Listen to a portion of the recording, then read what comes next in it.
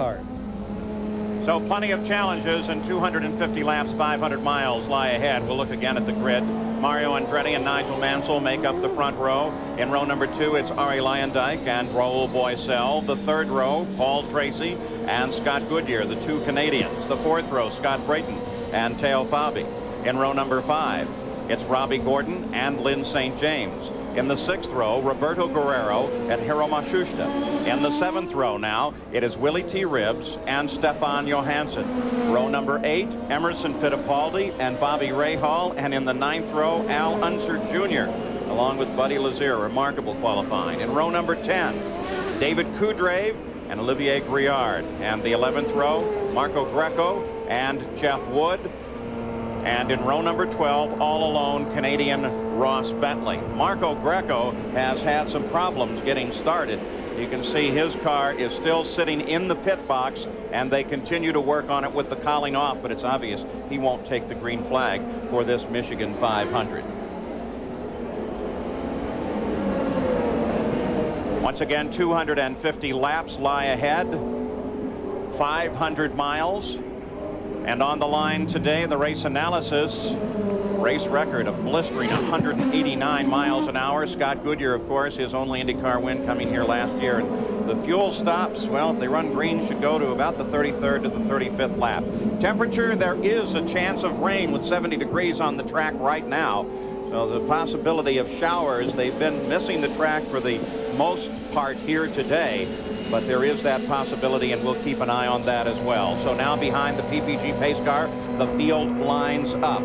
The points fights in the Indy cars, well, it just changed at the last race. Nigel Mansell has been dominant in Indy most of the year, but now Emerson Fittipaldi is in front. You ride with Bobby Rahal as the field begins to align now, coming off of the 4th and final corner and turning toward the green flag. Nicely aligned, but as Mario comes ahead, the green flag does come out.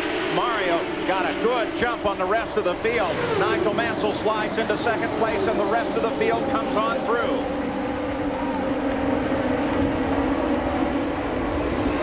Mansell dropping back now as Luyendyk coming forward to begin to challenge, but here comes Mansell once again, and Mansell moves for second place as he moves very low on the race course. Remember, this is his first start on a super speedway, high bank of this style.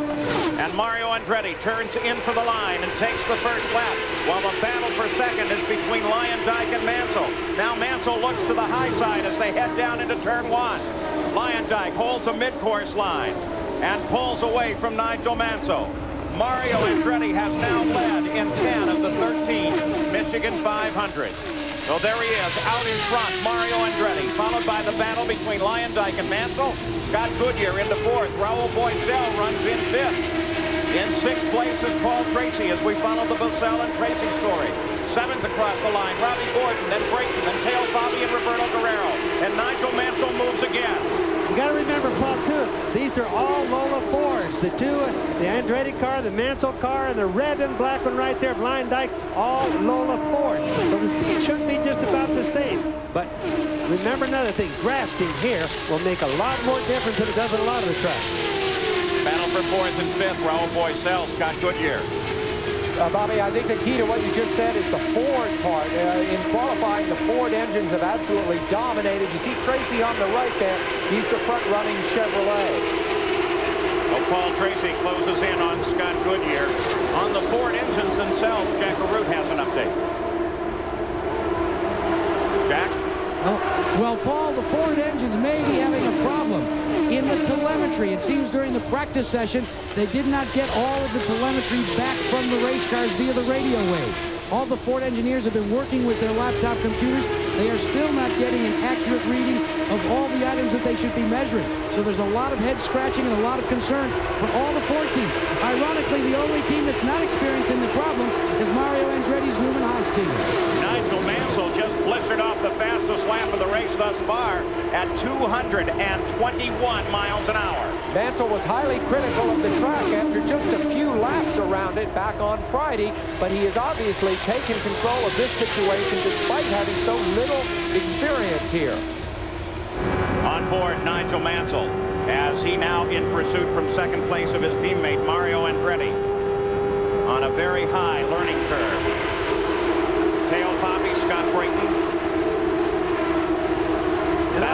7th position.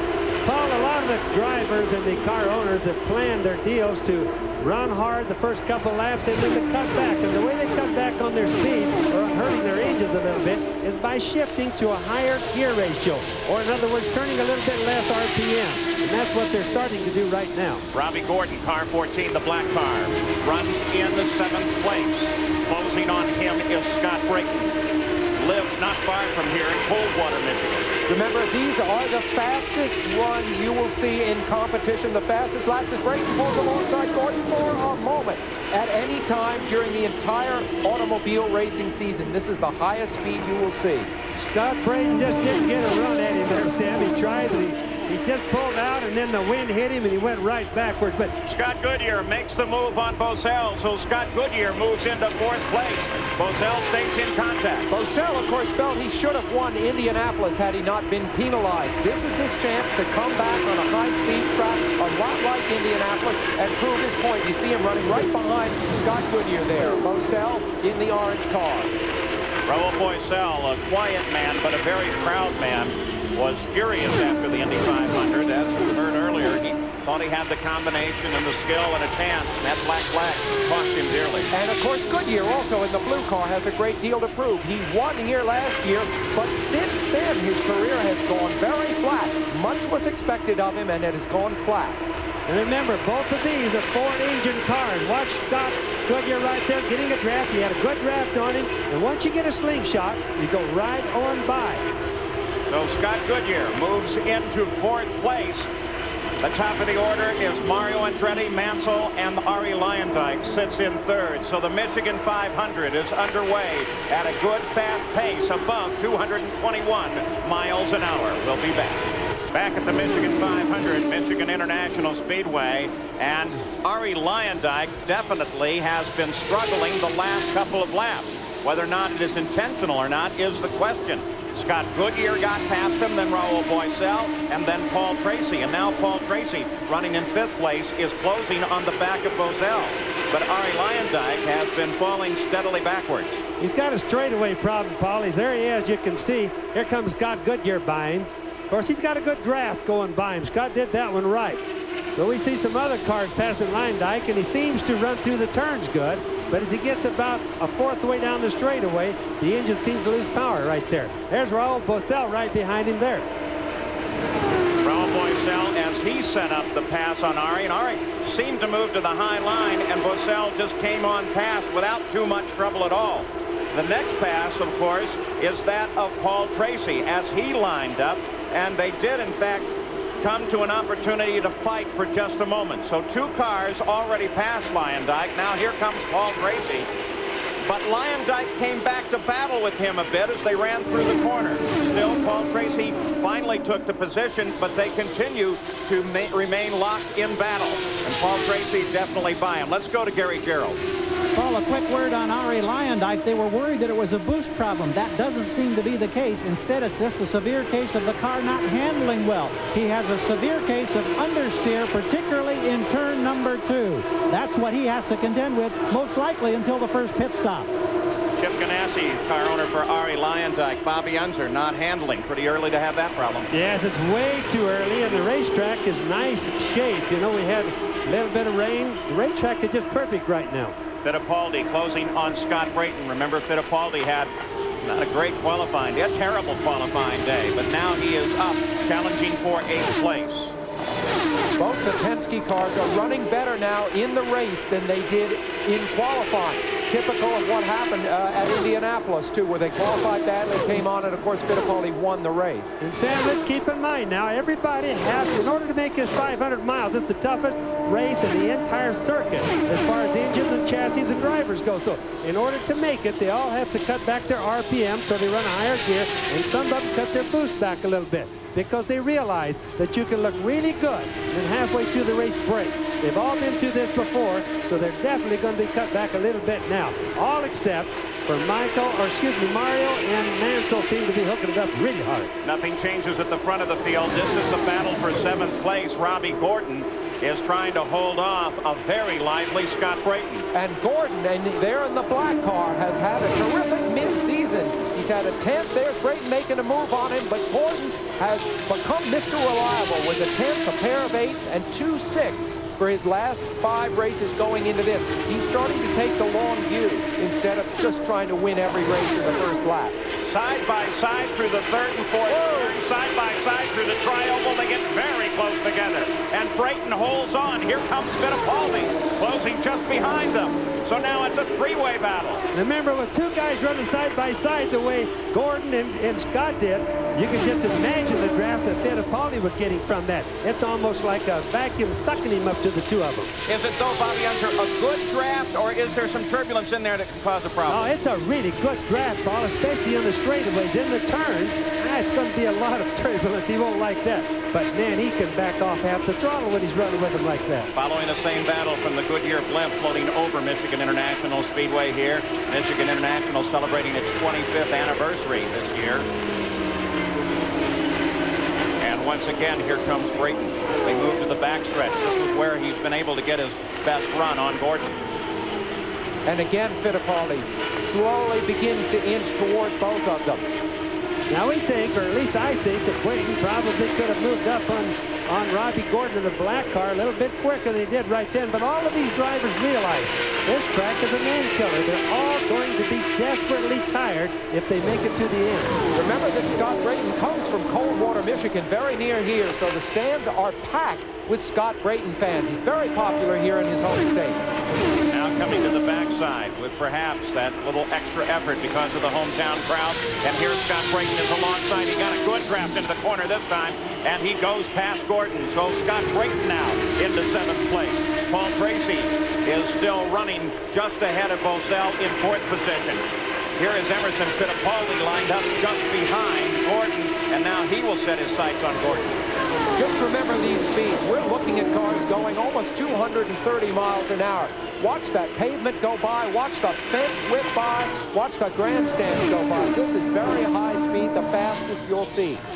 So the Michigan 500 is off and running 22 laps into the record book, averaging 218.4 miles an hour. The lead taken immediately by Mario Andretti. Nigel Mansell dropped back, battled with Scott Goodyear for a while, and then finally settled down into 2nd place. Paul Tracy came forward around Raul Boisel as Arie Luyendyk had his problem. Now Fittipaldi makes his move down inside of Gordon, and Fittipaldi moves forward. So Robbie Gordon is either setting a pace or suffering a problem. Well, I don't think he's really suffering. At least doesn't look like it right now, Paul. I think he just realized, or his crew has told him, hey, don't try to burn the candle at both ends at the start. Take it a little easier. A 500-mile race, Bobby. You've driven hundreds of them. What should be the design, the strategy that a driver plays? Run hard at first and then settle down and then run right at the last? Well, what they like to all do is what most of them have done right now. Run really hard early on, settle down to the middle. Don't lose anything. Most importantly, try not to get lapped. And then have the last 1/3 of the race, or at least the last 1/4 of the race, to really put it on hard. Leader of the race, Mario Andretti, as he begins to thread his way through traffic. Well, Jack showed us that both the Newman Haas cars were on the front row with Mario, who we see here, and Nigel Mansell. They had Newman Haas had 2 cars on the front row last year, and it's interesting that neither of them even got to half distance. And in fact, the Ford engine, the contemporary Ford engine that is in Mario's car here, has never managed to win a 500-mile race. So a lot is riding here today. Battle for 3rd now. Tracy, Goodyear.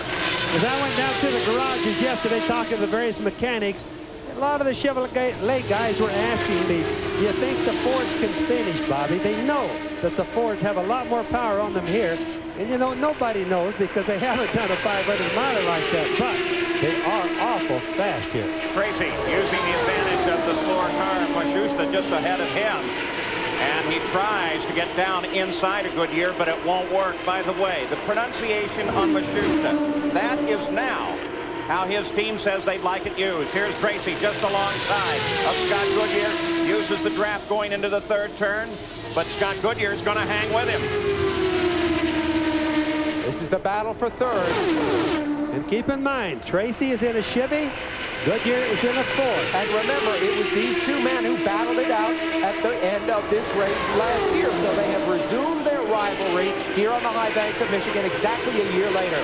Back at the front of the field, Nigel Mansell has now closed up. Using the traffic on Mario Andretti. He comes way high into the corner, gets alongside Mario. Mario has the better line at this point, but look at Nigel Mansell. This is a rookie on a super speedway. He figured it out in about 3 laps of practice. Well, Paul, one thing I've been noticing on Mario, his last, or 3 laps ago, was 2:16, then 2:14. His last lap was 2:10. Now, some of that's in traffic, but Nigel has caught him from way back, probably 100 yards back, where now he should pull away. So Mario definitely has some sort of a problem. Both of them pull high to come through the traffic now. Nigel Mansell picks up the lead here in Michigan for the first time, the first lead change in the race today. 28 laps are complete. Very shortly, they'll start thinking about the pit stops. But Nigel Mansell is in front, and we have had green flag right from the start of this race. So the Michigan 500 is very fast at 217 miles an hour. We'll be back after this message. Overhead at the Michigan 500, the Goodyear blimp providing aerial views today. It's the Goodyear blimp Spirit from Akron, Ohio. And on the racetrack now, 33 laps are now complete. Nigel Mansell took over the lead from Mario Andretti, and immediately upon doing so, started turning laps at 223 miles an hour. Because of that, as we look at this interval leaderboard, you can see that Mario has dropped back now almost 2 seconds behind the leader of the race. But first and second, well, they're pulling away from the rest of the field. For an update on 4th place, Scott Goodyear, here's Jack Arute. Well, Paul, you saw Scott Goodyear battling with Paul Tracy. It may have been focus for Goodyear that created the problem. No complaints about the handling, but this piece that goes on the headrest that he can lean up against has come loose, and his head is beginning to bob inside the cockpit. And at 230 miles an hour plus, it's tough to focus on a point when your head's going back and forth. They're going to change it on the first pit stop. And Jack Arute, one of the complaints in the drivers' meeting this morning was Bobby Rahal's concern with how rough it is. Well, your head bounces back and forth, even with new aerodynamic helmets. Remember, these are open cockpit cars. Al Unser Jr., who was running in 13th place, is the first to make a pit stop here today. Other teams now beginning to lay out. This is on Little Al's 34th lap. He is already a lap down to the leader. He is a previous winner here, but not overly competitive so far today. His teammate Danny Sullivan out with the flu, not in the race. Originally, they had intended perhaps that Adrian Fernandez would drive the car, but he got in trouble once during practice against the wall, and I think wisely decided to just hold that car out for another opportunity in the future. Roberto Guerrero makes his stop. One of the things that's happened to the Lola cars, Paul, is the bell housings. The housing between the engine and the transmission was breaking on the Lolas. About 2 weeks ago, it's been rumored that the factory knew that they were having bell housing problems, but they failed to tell all the mechanics. There's Tracy coming in for a pit stop. Let's go to Jack Arute. And Paul, they make a major adjustment on the front wing, as they also will change all 4 tires. They took it looked to be about a turn up on both the right and the left side of the front wing. Chasing the racetrack all day. Let's check in with Gary Gerald. Mario Andretti, the first of the Newman Haas drivers to come in, the man who set the record from the pole, not expecting any changes. Routine stop with fresh rubber and fuel. He's rolling in just under 14 seconds. Now we wait for Mansell. And Mansell is on the pit road. He turned the last lap before this one at 225 miles an hour. And he turns in toward Gary. And Paul, he comes in very slowly, being very cautious. Remember, this whole business of many pit stops in a race still somewhat new to Mansell. A very conservative approach. The team going through their usual chores. Again, there'll be no changes here. They talked about a wing change. Mansell catches a break, Gary. Mansell catches a break. The yellow is out. Stefan Johansson spun it in the 4th turn, got it up against the wall. Safety crews are already there, but Mansell was in the pits as the yellow came out. Well, this is the thing that's really going to change things. When you have a yellow coming out on a 2-mile track like this, under the green flag when everybody's in the pits, boy, I'll tell you what, it's going to cause a lot of rethinking on their pit stops. Pit speed limit today, 110 miles an hour. They'll give you 5. If you get to 115, they're going to stop and go you for a penalty. Let's go to Jack Arute. Well, Paul, that may be a break for Emerson Fittipaldi. He was scheduled to come onto pit road at that very lap.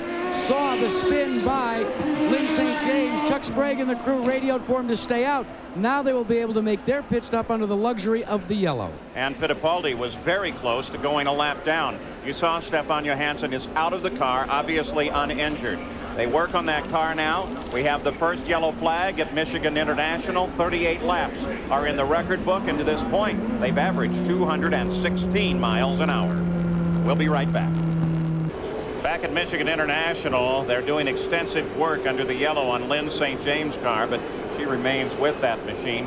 9 cars on the leader lap. Some people picked up an advantage with that yellow, Bobby. Well, it takes a lap if you pit under the green, no matter how fast your pit stops are. And a lot of the guys pitted a little bit early, or the yellow came out right during when everybody's going to start coming in. So, for example, Fittipaldi and Mansell gained a tremendous advantage. They're way up, and whereas Tracy, even though he's in the serial, looks in to be #1 right now, he's almost a lap down. So he lost on the shuffle because he came in a little bit too early.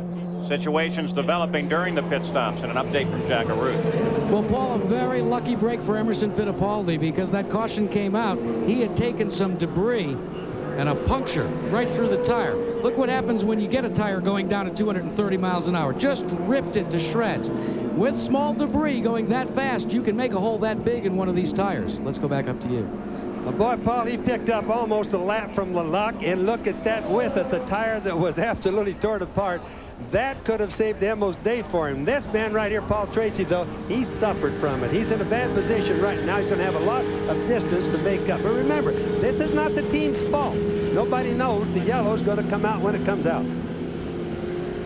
You don't think luck plays a role in automobile racing? Also, there's a very long way to go, remember. A 500-mile race offers many opportunities to sort out the things we've just had happen. 250 laps here. You see we're at the 43rd lap, the first yellow of the day, caused when Raul Boesel got into the wall, apparently alone in turn 4. Nigel Mansell, very light load of fuel, cut a lap at 225 miles an hour just before the pit stop. IndyCar has just announced their new schedule, and here it is for next year, so you can begin booking hotels, getting your tickets, and making arrangements for the 1994 schedule. Season, of course, ends October 2nd next year at Laguna Seca, California. Did I say, I said Boesel involved in the accident, Bobby? Yes, Paul, it was actually Johansson. I think you just accidentally called it Boesel. But Boesel is running third. Here's Buddy Lazier, who had an exceptionally fine qualifying, right up there with people that you would not expect him to have qualified alongside. He was in the same row as Al Unser Jr., who's won this race and is a former champion. You can look at the water coming out. Could be fuel, but I hope it's water out of the left lower of Boesel. I hate to interrupt you there, Sam, but on Lazier's car, he's got something coming out of the back end of the car really bad. Nigel Mansell, the leader of the race. You can see there are other cars lined up in front of him. You look back from Al Unser Jr. now, and we'll take a look at Scott Goodyear's car as well, where they've done that repair that was suggested that they needed on that car. Let's go to Gary. Stefan Johansson has just been examined by the doctors. You appear to be fine. Can you tell us what happened in that incident? Well, I don't really know. The car was pushing really pretty good all the time, and all of a sudden, you know, it came into 3 and it just swapped ends on me. When it happens at this racetrack at these speeds, it's usually very, very big, and I would imagine you got to feel fortunate that you can walk away from this incident. Yeah, I think so. Glad you're all right, Stefan. Thank you. Yeah. We'll get ready to go racing once again. We'll go back up to Paul. Stefan Johansson crashed on the pace lap at Long Beach, crashed again at Milwaukee and Detroit, and here today. So he's had plenty of wall time, fortunately no sheet time. The most likely culprit for his accident, Paul, ironically, is probably a tire puncture. But when they puncture going fast here, the car swap ends up fast, you can't believe it. Update on Fittipaldi, Jack Arute. Paul, you don't think Emerson Fittipaldi's concerned about the championship? He wasn't worried about the tire. He radioed into his crew, "Where is Mansell?" That's all he was concerned about. He's very talkative today on the radio. Now the answer, of course, there's his crew chief, Rick Reineman. The answer, of course, is that Mansell is at the front of the field. The yellow came out while Mansell was making his stop. The order as they come back to green for the race itself will be Mansell, Andretti, Boesel, Fittipaldi, Lyondike, Fabi, Gordon, Tracy, and Goodyear. Emerson is looking to protect a scant 3-point lead. Not much to work with. So now they come back to speed. The green flag comes out, and we're racing once again on the 45th lap at the Michigan 500. And they spread out, As the slower cars sitting just ahead of the race leader move over, and Mansell carves his way on through. Mansell wants to put as much distance as he can to anybody. Remember, this track is kind of hard on traffic. The wind buffeting bothers everybody, the turbulence, so he wants to get out in clean air as soon as possible. Brayton and Goodyear battle. They are a lap down to the leader, running in 9th place as Goodyear moves into 9th. And then Brayton takes it away from him.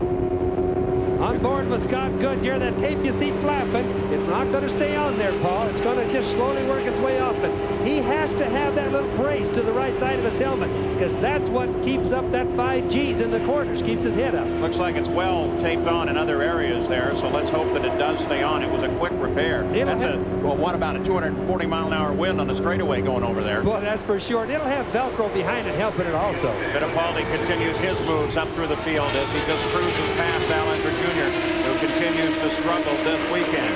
Mansell's put 2 seconds on the remainder of the field.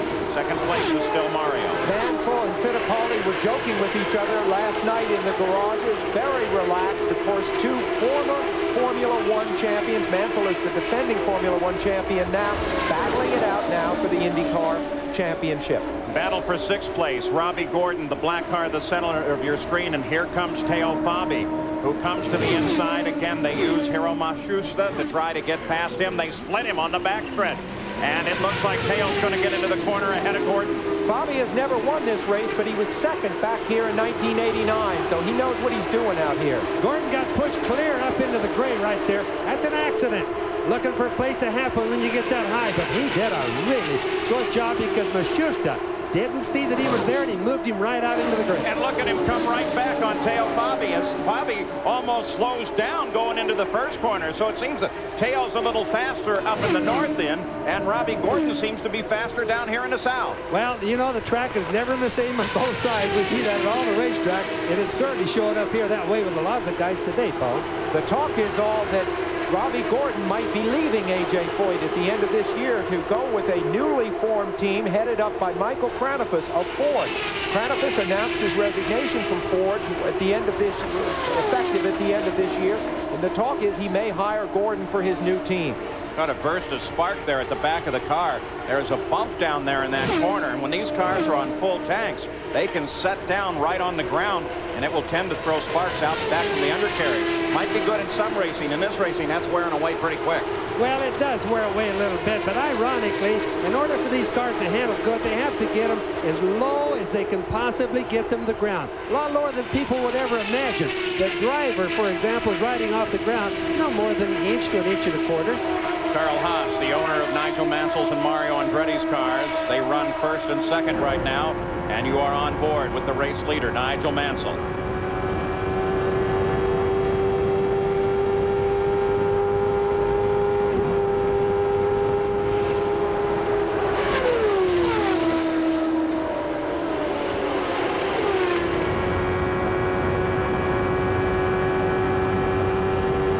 Cars just in front of Mansell. Bobby, Tracy, they're all trying to stay on the lead lap. We'll just listen to the throttle response here.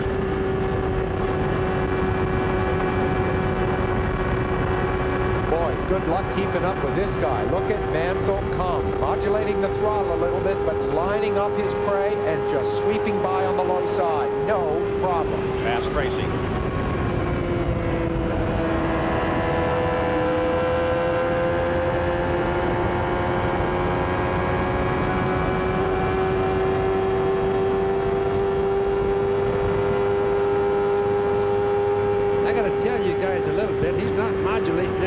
He's holding that thing pretty near to the floorboard all the way around, guys. He is really hooked up 221 miles an hour. Boy, you're right, Bobby. It's what I would have done, which was modulate the throttle. That's why I mentioned it. Of course, a racing driver in this situation, even when you're Nigel Mansell, defending champion, you still feel an exhilaration when you know you've got the car of the day. Remember, just 2 weeks ago, back in Toronto, Mansell's car was terrible for him. He crashed out of the race midway through. Now he, of course, is back on top. In the meantime, Arie Luyendyk being challenged now by Fittipaldi. This is a battle for 4th place.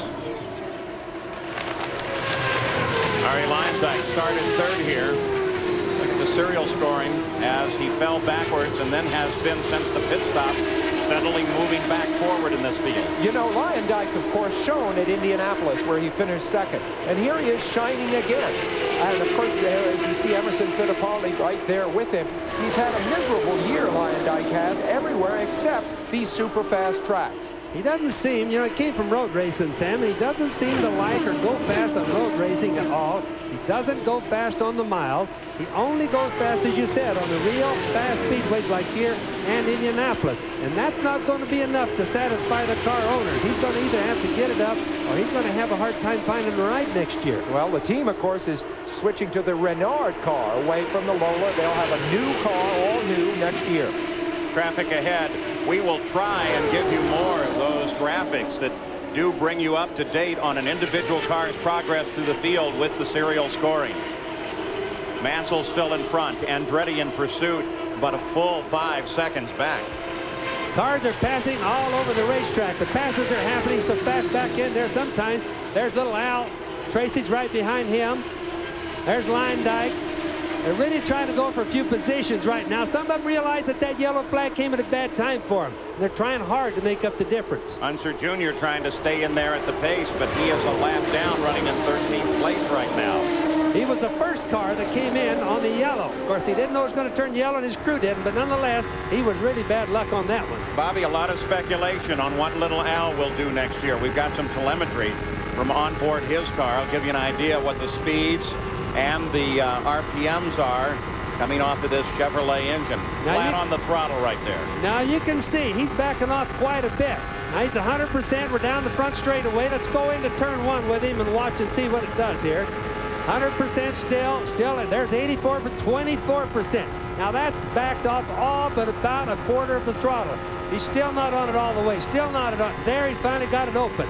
Now, there's where he's losing his speed, and they know this through the telemetry or through the computer systems, Paul. He's having handling problems. So what's he going to do about it? There's nothing they can do except try to adjust the wings during the race. But the mechanical setup, like the springs and the roll bars and all, are already set before the race. So he's going to have a hard time the rest of the day.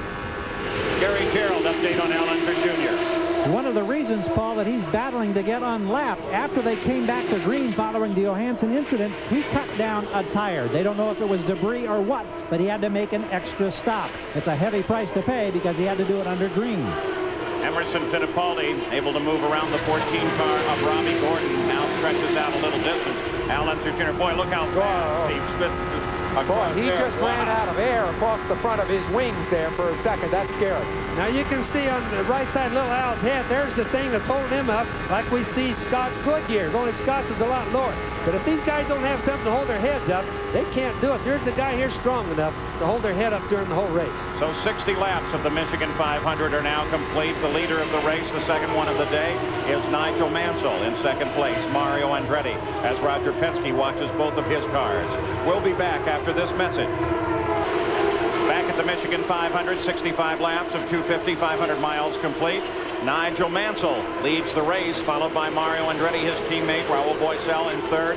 Ari Lyondike now runs in fourth position, and just behind Ari and now beginning to challenge is the lead Penske car of Emerson Fittipaldi. Robbie Gordon is running in sixth position now. Fords occupy 7 of the top 10 positions, but remember at Indianapolis 6 of the top 7 were Fords. But the winner was a Chevrolet with Emerson Fittipaldi, and again, Fittipaldi is the high-placed Chevrolet in the mix. Ari Lyondike, the red and black 10 car with Emerson Fittipaldi closing in. Speeds on the last lap. They're running right at 216 miles an hour. With the yellow flag, the average speed of the race dropped to 176 miles an hour. Yeah, there's Emmo on the right. There's Lyondike on the left. They're really trying a lot harder right now than you think they would kind of in the middle of the race. Emmo is, of course, like Sam mentioned earlier, really going for the point steal. He can't get caught too far behind Mansell and Mario, so he's really putting the pressure on Lyondike. Leaders of the race are just flying. In fact, they're beginning to close on this battle. Only the top 6 cars are on the leader lap now, as there goes Fittipaldi. You can just see what a draft does here. You can see Emmo, he pulled up closer. The draft just started sucking him to Lyondike. Pretty soon he had to whip it to the left to keep from hitting him. That's how much draft you get here. So Fittipaldi has fourth. Yes, but as fast as these two men are going, right behind them on the racetrack, just 6 seconds back, is Nigel Mansell, about to put them both a lap down. That's how fast he's going. Here he comes. Those two cars of Fittipaldi and Leyendijk are just ahead of him up the road. Back with the leader, Nigel Mansell, having never raced here at Michigan International Speedway or on any high bank speedway before. We asked Nigel if he'd undergone any kind of special preparation for this race. I watch film of every single race we go to, and I think the greatest thing that's happened to me before this race is I spent 4 days with a great friend, with Greg Norman and Laura and children.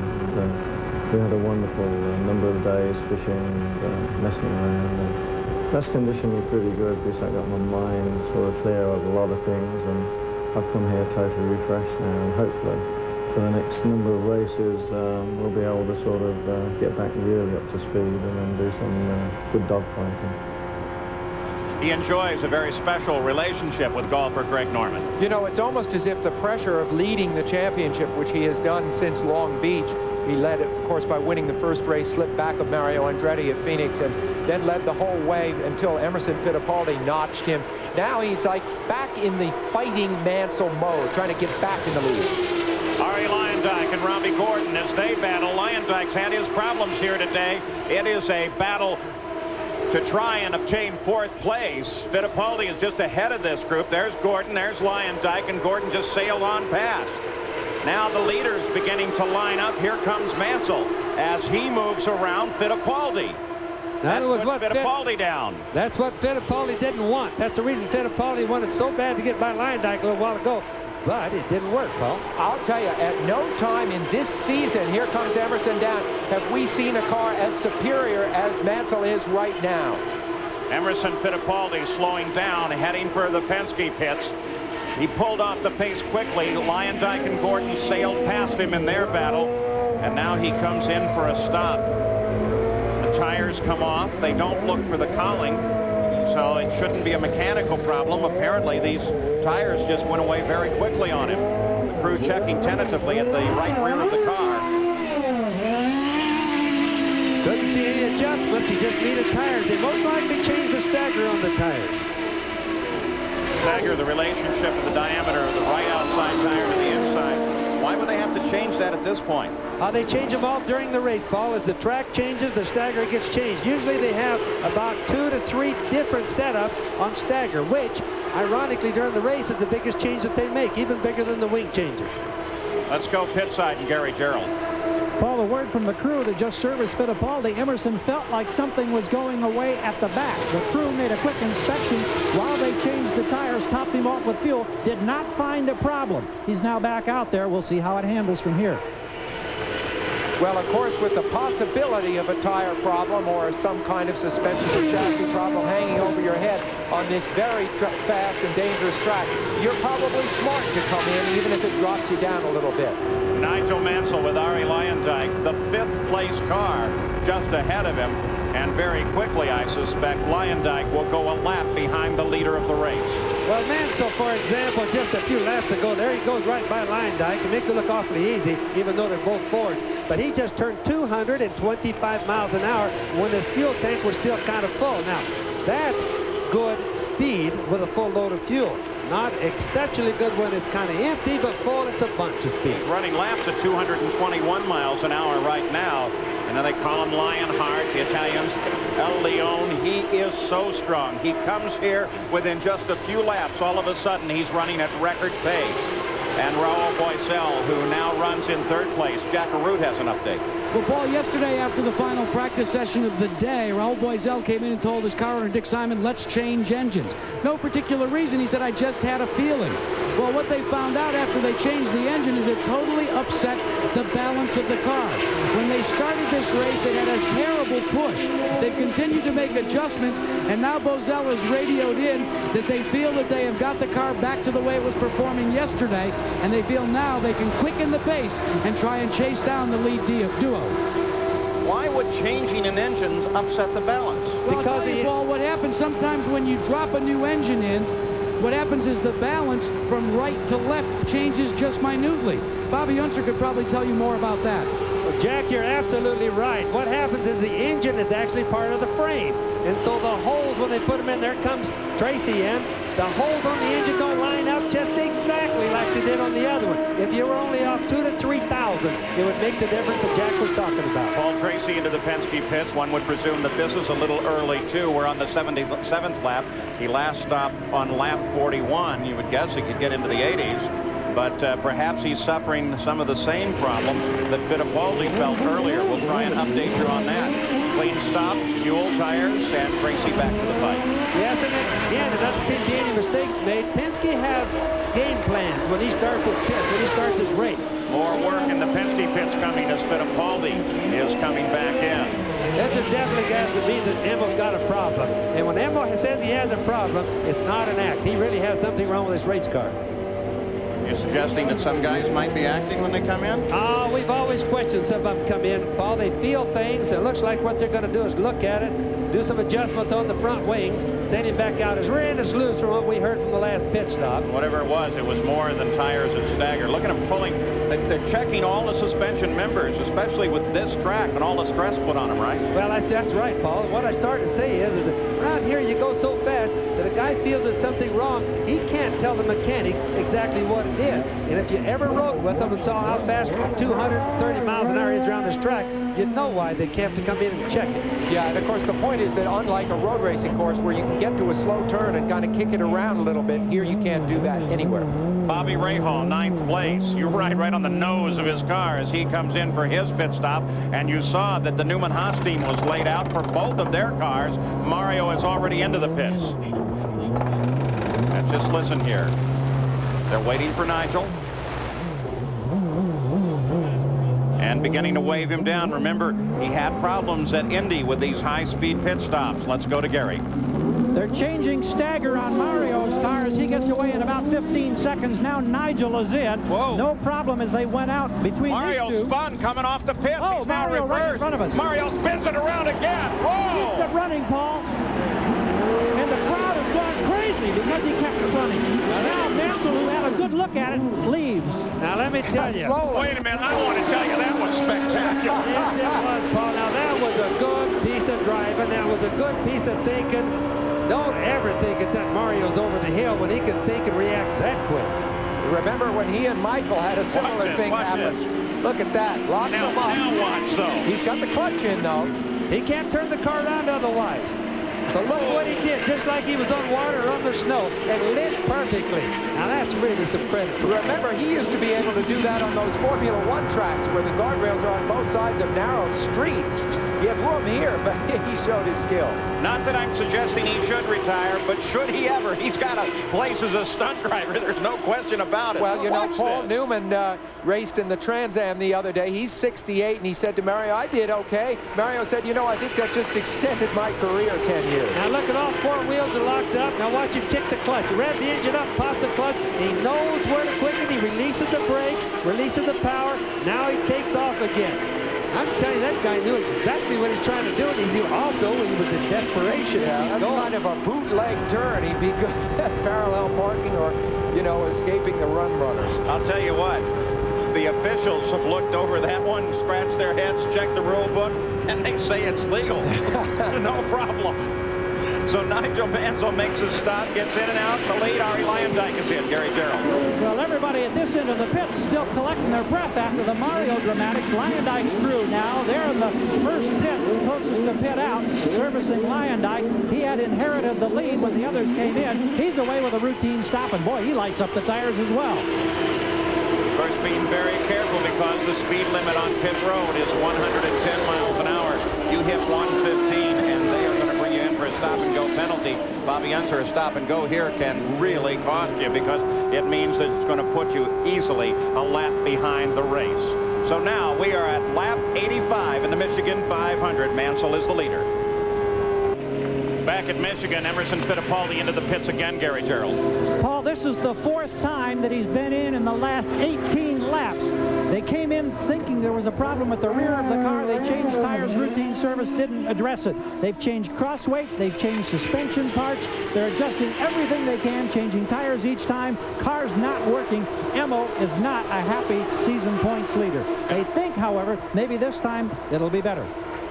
Of course, what it's doing having an impact on his championship. The Goodyear Tire and Rubber Company has dispatched its blimp, the Spirit of Akron, to hover overhead our aerial views here today coming from that blimp. The Goodyear blimp is a familiar sight over major events such as this one.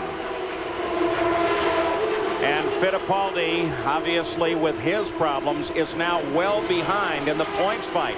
And Nigel Mansell, should the race end as they stand now, is back into the points lead. Robbie Gordon, Arie Luyendyk, they battle. It's a battle for fourth. If all those changes they did on Emo doesn't fix his car, he'll come in, Paul. There's Luyendyk slowing down for something. He'll come in because they all know they made some drastic changes there. Both staggered the tire, took all the front wing out, or a whole bunch of it. That doesn't fix it. They'll come in knowing that there's something in the car broken. If he slowed down, or just perspective, because Luyendyk is staying in pursuit of Robbie Gordon. They are one lap behind the leaders, battling for fourth place. Again, the top of the order: Mansell, Bosell, Mario Andretti. Mario, despite that spin in the pits, but he is very close to being put a lap down by his teammate Nigel Mansell. Robbie Gordon, one of the 8 men who started this race that had not raced here before. Third of the field had not raced here before, and neither had Lynn St. James, by the way. Cars out of the race. Jeff Wood with handling, Buddy Lazier with oil pressure, Stefan Johansson with a crash, and Lynn St. James is also out, Jackaroo. That's right, Paul, the Spirit of the American Woman, and we understand that this is your last race for this year only. Glad you got that right. Yeah, only for this year. You know, we probably had the best race of my career going. The JCPenney Spirit of the American Woman Nike car was running so good. I mean, well, what put you out? It's electrical. We checked all the external electrical, all the switches and everything. They all check out fine, so it's something internal, but it just makes you hungrier for next year. How do you answer your critics, Lynn? You know, a lot of people said that you maybe didn't push the button as hard as you could have this year. I was pushing the pedal as hard as I could without putting it in the wall and doing something stupid. So I got a learning curve to go through, and I need time in a car, and that's what we're going to do in the off-season, and do some testing and get ready to come back strong next year. And Paul, we'll see her next year. Jack, she's expecting to have some surgery on an elbow, isn't she? You know, Lynn, we understand the off-season. You may have to undergo the knife and have some surgery. What's the situation there? Yeah, this Thursday I'm going to have arthroscopic surgery on my right elbow. My pitching arm has got a little problem, so Dr. Andrews down at Alabama Sports Medicine Clinic and HPI and Daytona Beach and Gary Trammell have all worked together so it's working out from a time standpoint. I can get it done, get rehab, and get back to driving in the off-season. And watch her next year. She'll be back. And Trammell's working on her, no problem. You know, she said something very candid the other day. She said, I really did underestimate IndyCar racing. I think that IndyCar racing in some ways has underestimated her. She's extremely determined and more talented than her occasional appearances in this first year have allowed her to show. I'm glad she'll be back. Mario Andretti just passed by Nigel Mansell. Mario runs third, so now only 2 cars, Nigel Mansell and Raul Boesel, run on the lead lap. And Boesel is 31 seconds behind, so he'll appear in the windscreen of Mansell's car very shortly. Well, Mansell right here, Paul, is the guy that theoretically didn't like this racetrack when he got here, said nothing but bad things about it, and look at the guy just totally dominating, running away with the race. Averaging 186 miles an hour now. Nigel Mansell the leader. There have been 3 lead changes, but the battle has been between Nigel and his teammate, the pole sitter Mario Andretti. 1 caution for Stefan Johansson's accident, and Buddy Lazier, Lynn St. James, and Jeff Wood all out of the race, as we mentioned just a moment ago. And Mansell is just carving through this field like a hot knife through butter. You know, on the tires here, like for example, Johansson probably ran over something and popped the tire, Paul, but they don't have liners or inner liners in them like the stock cars do. So if they have any debris on the track and run over it, it's an instant blowout. Even though it's a cut in the tire, it's a blowout to the handling. Well, Bobby, if it is that, why don't they have them? It causes too much heat. And they would just generate too much heat, and they would have to almost go to a stock car type tire, and that just is not what IndyCar racing is all about. Well, you saw the pass there. That was Raul Boesel that just disappeared. in his rearview mirrors, and so Nigel Mansell runs alone a full lap ahead of the rest of the race. The car he's passing right now is Bobby Rahal, the defending IndyCar champion. The once and future IndyCar champions perhaps running close together. It certainly looks as if Nigel Mansell taking a tremendous lead in the points if he is able to keep this lead in the race here today over Emerson Fittipaldi. Then there would be just 6 races left to go, and he might very well have a stranglehold on the championship. You know what I find is so fascinating, that where one would presume Mansell would have had an opportunity is, once again, here we watch Robbie Gordon and Ari Luyendyk, their continuing battle, and Ari gets past Robbie Gordon there. Again, Hiro Matsushita, he in the battle. Oh, and here comes Gordon right back. We'll stay on this one for a minute. Now, he just used Matsushita's air to get a good draft right by Luyendyk. Luyendyk should have lined up behind Matsushita right there. He made a little bit of mistake, but Gordon, hey, that kid's learning pretty quick, Paul. I was going to suggest to you that Nigel Mansell, with his background in road racing, one would expect that he would have really surged ahead during the series of road races they've just come off of. Now, here we are on a super speedway. He's got a lap on the full field, and another oval to expect at Loudon next week. Yeah, and of course after that a bunch of road races. I think the real issue had been the superiority of the Penske chassis. Here comes Luyendyk setting up Matsushita, easily moving by. Luyendyk's been blowing a little hot and cold today, seeming fast at one point, then he'll pedal out of it and not be fast for a few laps. Yeah, and back on Mansell, what Paul was talking about, Sam, is that it's just amazing that a guy that came from road racing, never did an oval track in his life, and he's really dominating more and going faster on the ovals than he does on the road circuits. And I think that's amazing, but it's a very similar thing to happen to this guy, Ari Luyendyk. There's no question that Mansell is very special. Ari, traveling alone on the circuit now, occupies a lone 5th place. Started 3rd, was in that early battle, and then fell backwards, fell well back, and has now come back to 5th. But this is a position that he's fallen back to after being passed by Robbie Gordon for 4th. So the Michigan 500 now with 105 as Nigel Mansell clicks across the stripe. Laps into the record book. 500 miles, the total distance, 250 laps. In the pits, they watch their cars. It's quiet for the moment, but very soon it will get very busy here once again. We'll be back with more. Back at the Michigan 500, you're looking at the new 2nd place car. Just seconds ago, Mario Andretti forced his way past Raul Boesel and moved into 2nd place, 1 lap behind his teammate, the leader, Nigel Mansell. Nice smooth pass. Boesel was holding off as hard as he could, but Mario was not to be denied. Mario's back working, handling pretty good again. I watched him go by Luyendyk and did it on the high side, entering a turn and through the turn. Quite an achievement. It means he's really handling good. On board with the leader. Let's take a look at that pass. Here was Mario setting up Boesel just ahead of him. There he's getting a good draft. Now watch that draft really sucking him by. There, right. Whoa. Look at there. Now, you just wonder about passing on the outside right there, but there he goes right on by. Hopefully, Boesel doesn't move over it. But you can see, I mean, Boesel is a guy you can trust, and Mario knows that, and he was able to make that pass. This is Ari Luyendyk and Robbie Gordon. They continue a battle for 4th place. Look at Ari as he cuts down to the inside. Now the story here would be that Robbie Gordon is losing in the corners because he doesn't have a helmet strap on. His head gets tired. Nobody can hold him up in the turns without it. Now, there are a couple guys with problems. Let's start with Jack Arute. Well, Paul, Bobby Unser is absolutely right. He broke the helmet strap. Now, what the helmet strap does is hold your head erect with a strap that goes under your armpit. You see the work going on in the A.J. Foyt pit right now. They are fashioning a special cushion that they will wedge between the helmet and the right side of the car. Now, he radioed in, Robbie Gordon did, to A.J. Foyt. The buffeting is so bad, I can't keep my head up. He is having a problem focusing and has had to crock the throttle just a bit. Let's check in with Gary Gerald for some more problems. Well, we heard earlier about the fact that Scott Goodyear had lost his headrest, so they've gone to the backup car. They've pulled this headrest out. The problem was that a brace underneath here broke. Now they've taped this up in kind of jury rig fashion. They hope that they'll be able to wedge this in and that it will stay with these adhesives so that he can get some comfort for what has to be a very tired neck right now. And of course, Scott Goodyear, there it is with everything flapping on the right side of the car.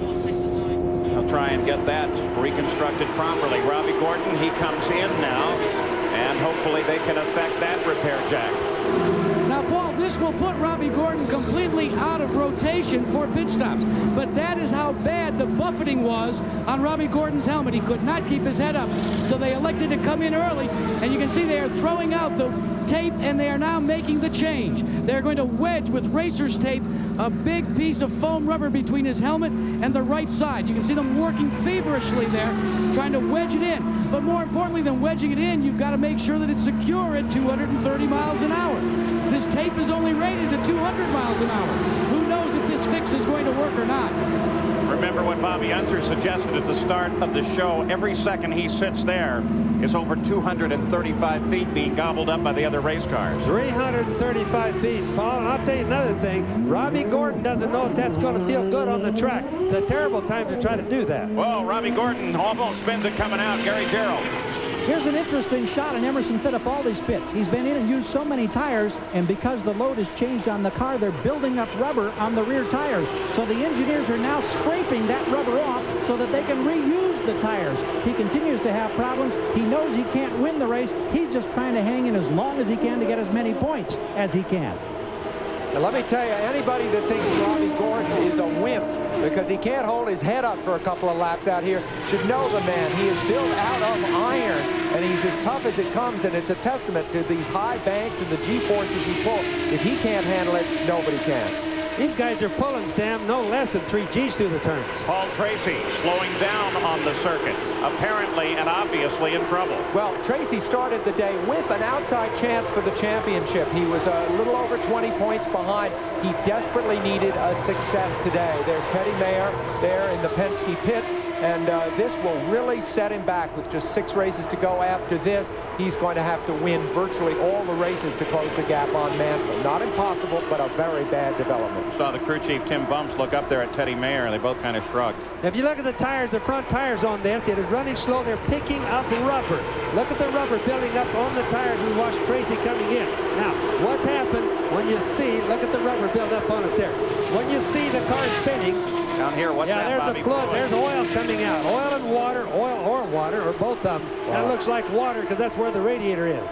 I'd say then it isn't a tire problem, and where he stopped on the course, it will definitely bring out the yellow flag.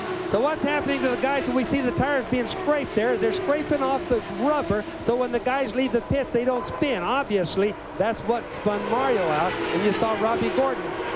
You saw Robbie Gordon getting sideways there. Still haven't decided for yellow. Now they make the decision. And so the yellow comes out for the second time today at the 119th lap with Nigel Mansell still the leader of the race, but this will give the rest of the field an opportunity at least to close up and get back in contact with one another again. Nigel Mansell takes advantage of this yellow to come in. It's been 37 laps since he last stopped, so this comes at a most opportune time, Gary Gerald. Absolutely, Paul. They were scheduled to stop on the next lap. The yellow comes out. Here he is, and again, a very conservative approach, except this time too close to the pit wall. He has to keep the engine running, move it over. They get room now for the tire changers to work on the near side, but this is going to add some time till a yellow flag stop. No changes expected on the race car. Mansell has been absolutely happy with the way it's working at this point. Tommy Wirtz tells him to wait. Now he begins to roll nearly 23 seconds later. Just a tick over 23. Nigel Mansell under yellow back into the fight. Here is Scott Goodyear. They go to work once again. They get that tape realigned on the right side rest on his head. Teo Fabi makes his stop as well. He was running in 5th at the time of this stop. So the leaders of the race now make their pit stops under a yellow for Paul Tracy, who was at the edge of the race course and leaking fluid. It appeared to be maybe a combination of oil and water out the left side pod of his race car. So the yellow is out at Michigan International for the second time today. So Paul Tracy continues to sit in his car and waits for the wrecker to come in and hopefully roll him back into the garage area. We'll be back with more from Michigan. Paul Tracy walks away from his car. Apparently the Engine let go in some way there. Bobby Rahal then, under this yellow, came into the pit for a second time. A vent hose was connected to the car. He was responding to the black flag because they noticed that the vent hose was still there. But in the time that he was running out on the track, apparently the vent hose that was connected fell off. They hooked up another one, went ahead and made a tire change as long as he was in, and Bobby Rahal joined the line. So we are still under yellow at Michigan International, and Nigel Mansell is the leader of the race, but they will all close up now. Paul Tracy is out for the day. Now, what do these drivers do on a weekend or any time that they have away from the track? Would they go perhaps for something calm and peaceful, something different than racing? Emerson Fittipaldi will tell us. So Emerson Fittipaldi takes a ride with the Blue Angels, but we didn't just set him up casually there. I had to go take a ride in Blue Angel 7 with Rick Young first, just to make sure it was safe for Emerson Fittipaldi. Let's go to Jackaroo. Well, Paul, Raul Boesel lost one position on that exchange of pit stops, and Dick Simon, there was a problem. Well, yes, actually, we were trying to get out in front of Mario, and the guys made an exceptionally good pit stop, but the car would not go into gear. The clutch just didn't go in properly. So many things you've got to remember, guys, when you come into the pits if you're a driver. It's not a respite for them. They've got to get it into neutral, try and keep the revs up, and then when they drop the jacks, get back out. A momentary miscue, it cost them one spot.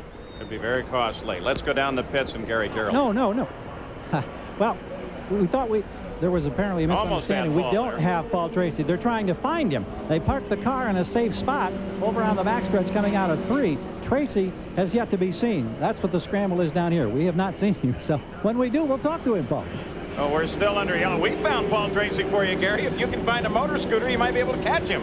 He's on his way back to get out of a hot driver's suit and become a spectator. He loves two wheels. He rides his mountain bike for fitness and his motorcycle for fun. This is his way of getting away a little bit from the crowd, including you, Gary, I'm afraid, right now.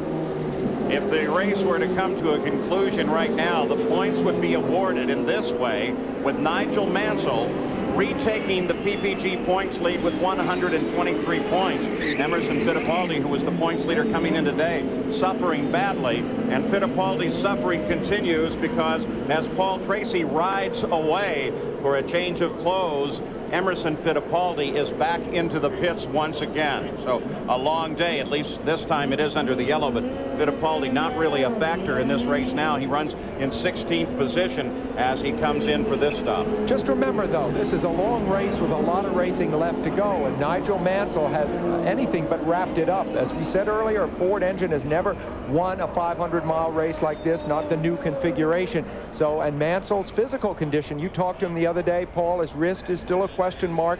There's a lot of tough stuff ahead before he has won this race. Let's get an update on Nigel Mansell now, Jack. Well, Paul, this caution was exactly what Nigel Mansell needed. He radioed into his crew that he appreciates the rest.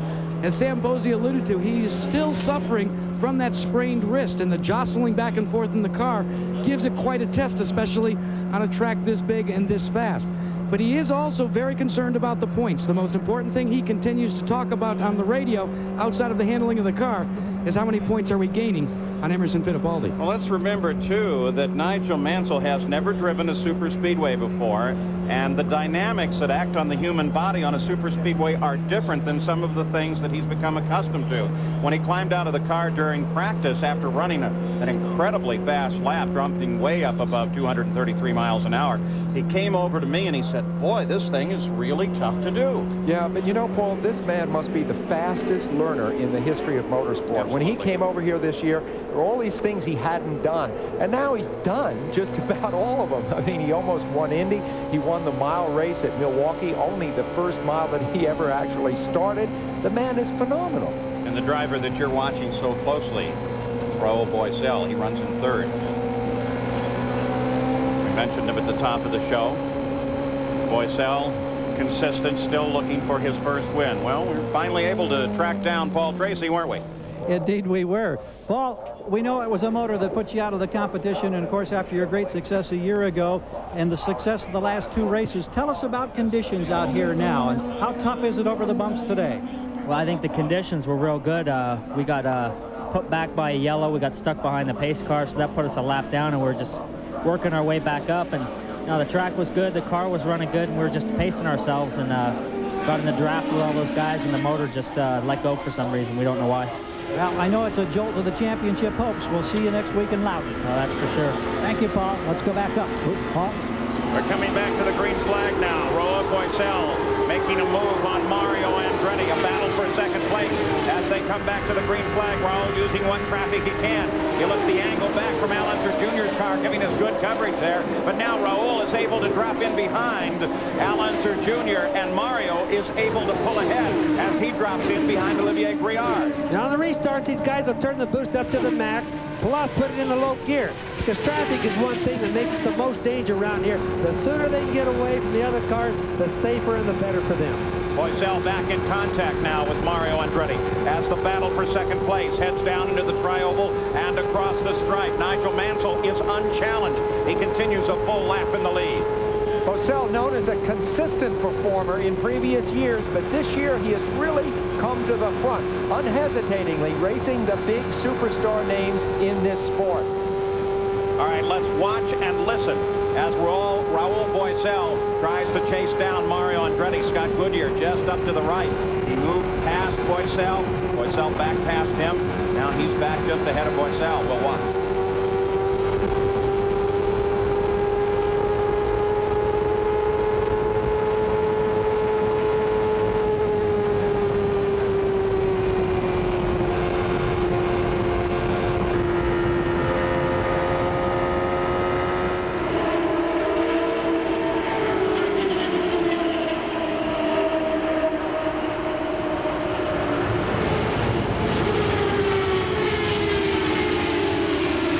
You can hear the engine running. The guys at the most, as we saw little Al's car a while, go back off about a quarter of a throttle in the turn.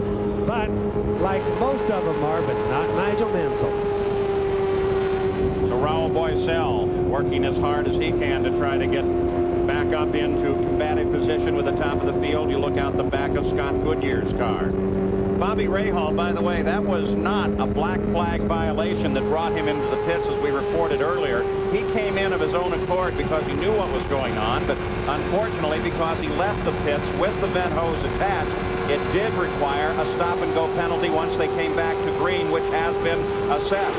Also penalties being assessed on Willie T. Ribbs and on Marco Greco for getting a little wide as they exited the pit area as well. The rules are when you leave the pit area, there's a yellow line down in the turn. If you get above that yellow line, Wally Dolleback can put a penalty on you. And some of the guys do. Remember, they've been running well over 200 miles an hour. Sometimes that pit lane gets a little too narrow when you have to do it like at about 100, 125 miles an hour. Here's Boisel using a draft from Rahal to make a move. This is looking back from Rahal at Scott Goodyear. Now Goodyear drafting Rahal past. Rahal runs in 9th place.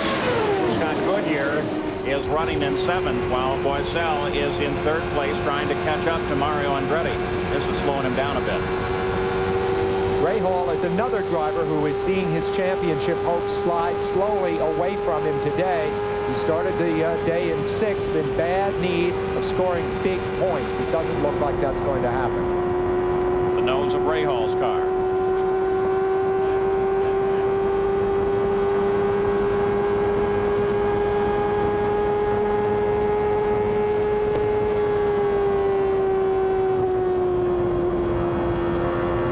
Camera angle, Bobby, I know, agrees with me. We've shared so many exciting moments this season looking out over the nose of Rahal's car. This is by far the closest approximation of any of our onboard cameras. You see little Al squeeze by him here that we have ever had. This is the feeling of being in the car. But ironically, Sam, it still doesn't show how steep the banking really is here.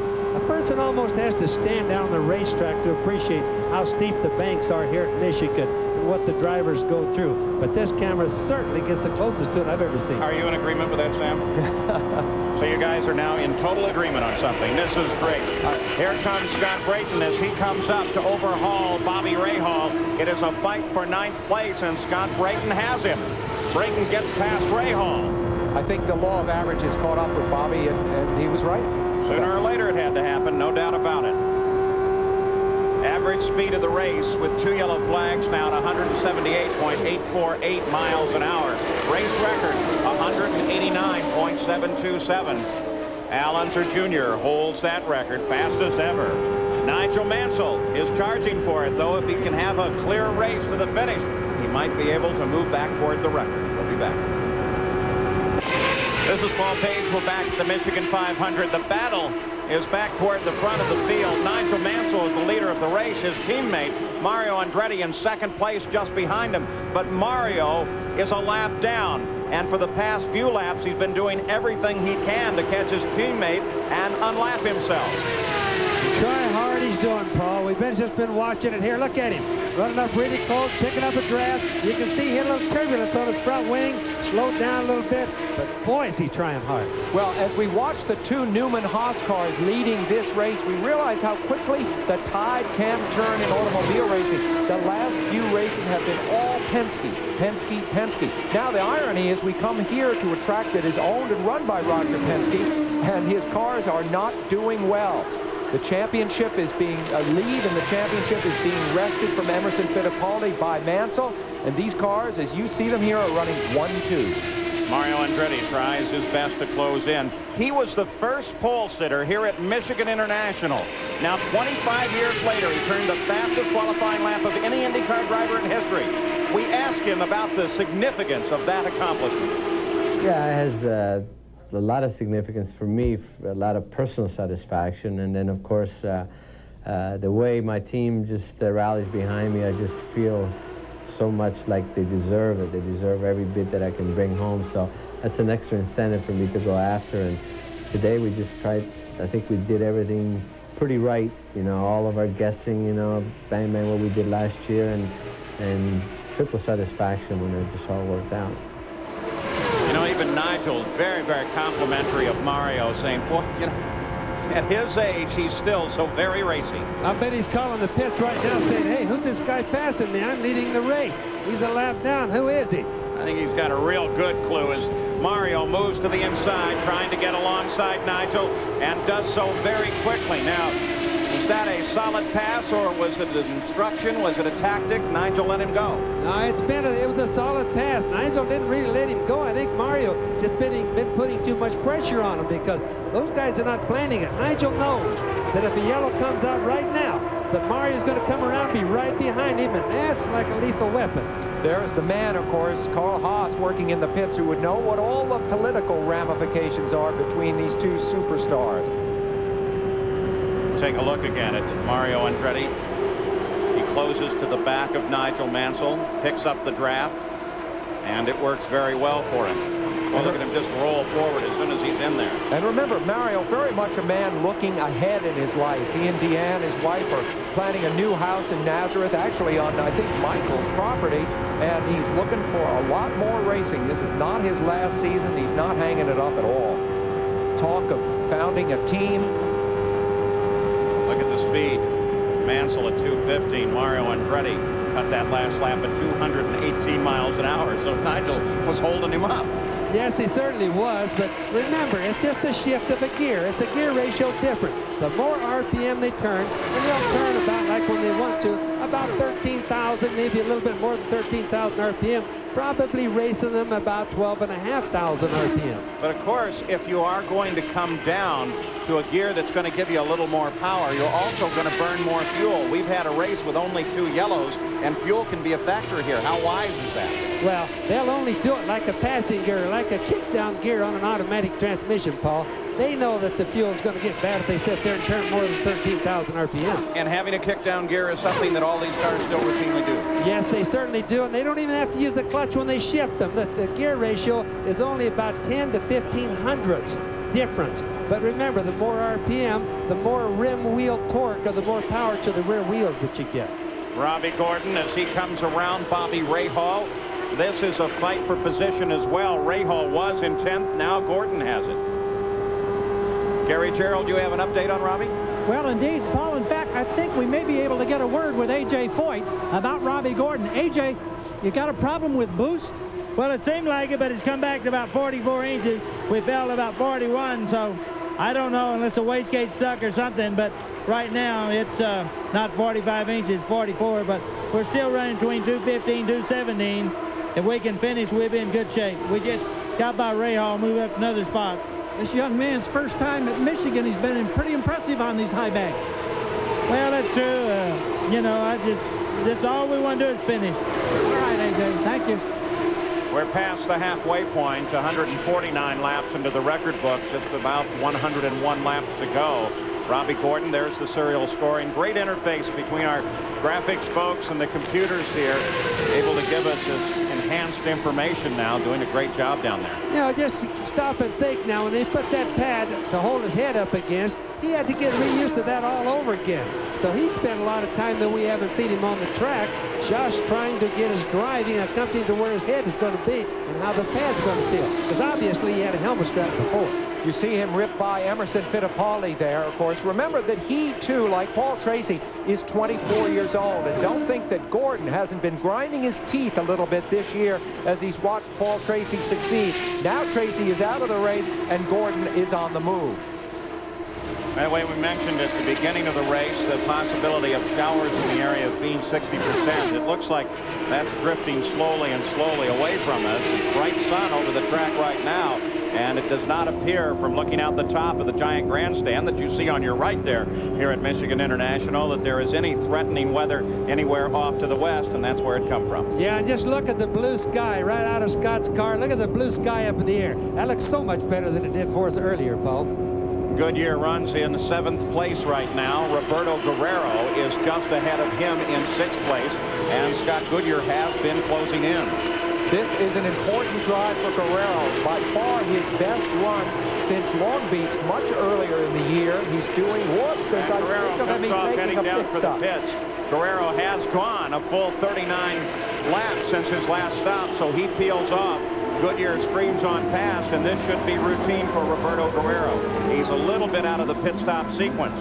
Nigel Mansell has gone 33 laps since his last stop, so you would expect within the next few at least Nigel Mansell will be turning down into the pits, and that will give Mario Andretti, who's on the same lap, an opportunity to catch up. They think he's about 14 laps away from the stop, though. Roberto had a little bit of front end push because I noticed they turned the left front wing up just a little bit. That's a nice soft adjustment. They gave it one full turn, about 1 degree for a wing that small.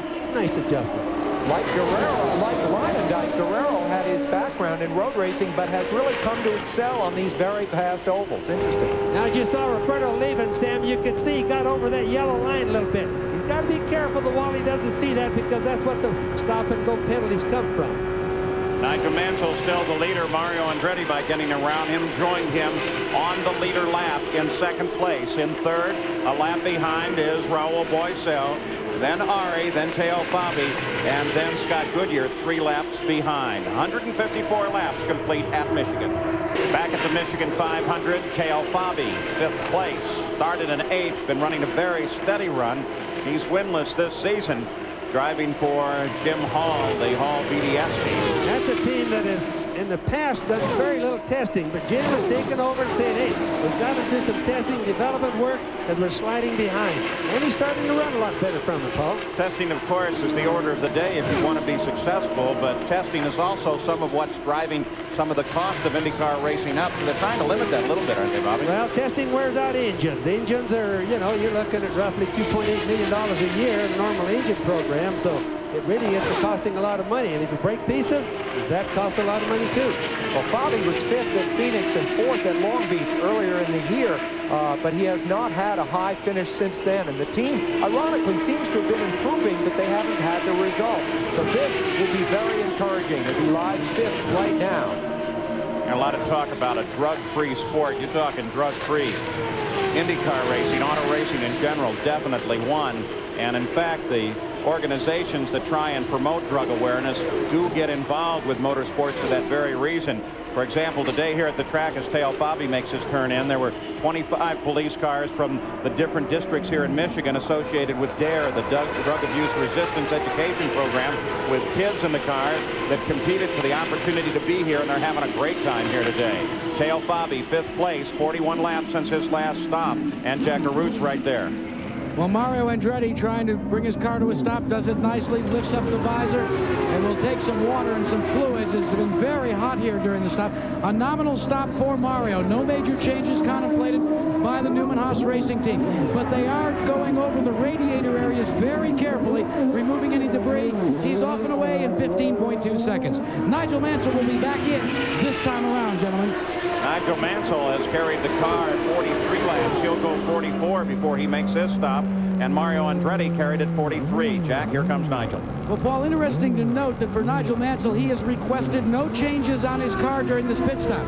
He has requested, though, a change for the drink bottle.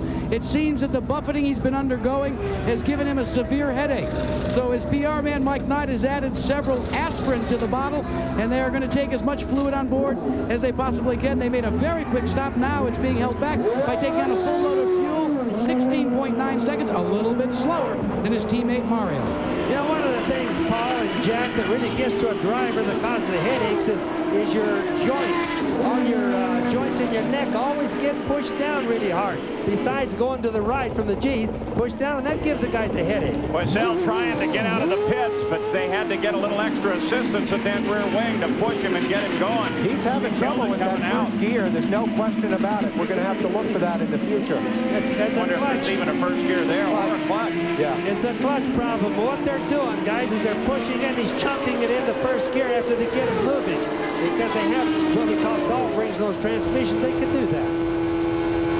Mansell comes back up to speed after his stop, but that cost him a great deal. He's now fourth in the order, and he should drop even further down. Jack Arute, do you have an update on Raul? Well, Paul, remember in that last pit stop when we talked to Dick Simon, he said they were having trouble getting the car into a neutral gear. Right. That's generally the first indication that you've got a clutch problem. As he came down to the open end towards turn number 1, you could see that he was definitely not in the throttle the way he should be, although you can hear the engine really coming up to sawing. The wheels weren't turning. It looks as if a clutch is going to befall Raul Boesel. Let's check in with Gary Gerald. Jack, we watch as Arie Luyendyk glides in and hits his mark perfectly. He had moved up to second in this rotation of pit stops. Of course, now he'll lose some ground. Arie, who's been very fast on the super speedways, you can see a dramatic change. They cranked about a turn or a turn and a half up here in the front wing. Now he's off the jack in 14.7, I believe I heard. And Gary, you see he declined his drink bottle there. Arie Luyendyk is extremely fit, and evidently he is not suffering from these conditions. Now they took wing out of the left front, as Gary alluded to, and that means that his front end was a little too tight. The rear end was a little bit loose. So Arie's chasing the track just like the other guys are.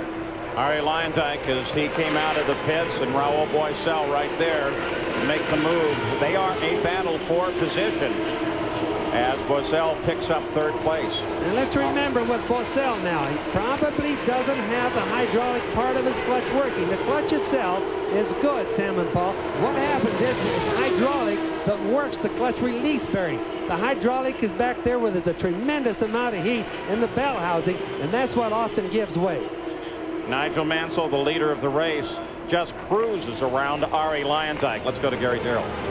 Paul, we talk about the wear and tear, the 500 miles on the bumps at Michigan. It's tough on the driver, equally tough on the equipment. One of the problems that's evolved this weekend pertains to this particular piece. This is Arie Luyendyk's backup car. This is the hat on the bell housing, and there's so much jostling and traction back here in these parts of the suspension members that there's been a failure on a couple of cars. So many of the cars on the Lola chassis have beefed up this particular area for this race today. And it was through the hard work of the Gallus team last night that they updated a special fitting here to give this a little more strength so that it doesn't get that twisting and torsion action, that it would be able to withstand 500 miles. The last thing you want is one of these things to break when you're at these dramatic speeds, because it's going to put you in the wall and you're going to hurt big time. Now you see that big dot on the right, you see the little bolts there. They put a brace right there down to the straight bolt, the big one that runs right down in the transmission, and that's what's going to protect it. Unfortunately, the guys didn't know about this until yesterday or last night when a bunch of them started breaking, Paul. And of course the point is that there was no way to test those quick fixes either. So, you know, there's a lot of doubt in a driver's mind when he's going around here with this stuff happening. Well, Adrian Fernandez had one break yesterday. He was very fortunate, Sam, that they came in just before it let go all the way. Yep. Further update on Raul Boesel from Jack. Well, Paul, we checked, and what the problem is just like the pit stop before, he cannot get it into gear. So what they're going to have to do in the future for pit stops, and there's a long way to go in this race, is they're going to have to push him off in second gear. That will make it a very lengthy time on pit road. They got to hope for some yellows. A lot of serious conversations down in the Dick Simon pits. Raul Boycel's pit in particular, as no doubt they talk about that problem, Jack. Paul, that's exactly what they're doing. They're trying to discuss what way to remedy the problem in the next pit stop. Because when you don't have the low gear necessary, then they have to try and determine what can they do as a crew. Worst case scenario. And gearbox problems on a super speedway, pit stops become critical and costly. And of course, Jack, the worst case scenario is they'll stall it. Look at Mansell. Wow, that's right in the middle of Unbelievable. traffic. Puts the race car anywhere he wants. Only 2 cars on the leader lap. Nigel Mansell and his teammate, Mario Andretti. Everybody else is at least a lap back. We'll be back after this message. We're at the Michigan 500, where right now Al Unser Jr. and Raul Boycel are running with one another on the race course. It is not a battle for position. There's actually 2 laps distance separating the 3rd place Boycel from Al Unser Jr., who runs in 8th place right now. But they have been running approximately the same speed, and now little Al kicks it a little bit harder and gets around Boycel. Al Unser Jr.'s normal teammate would be Danny Sullivan and would normally be running here, but Sullivan's car, which was practiced with by Adrian Fernandez, was withdrawn. Sullivan had the flu, had it so severe that they had IV fluids, intravenous fluids flowing on him on Friday just to get some of his body fluids back. Now here's little Al again later in the race with a telemetry at the bottom of the screen, 100% down the front straightaway. Let's watch what he does in the turns. 51%, 42. Now that's better, Paul, than before. He was getting down to 24 and 30% on the throttle before. That's the throttle opening. His RPM is up a little bit, so he's gotten the car handling better. He's running harder now than he did earlier on. All right, let's just sit right here with Al Unser Jr. as he closes on another car and watch and listen. And just realize for a split second that Danny Sullivan is probably watching this from his home in Aspen and thinking about what it would be like to be in this race. Now we'll listen.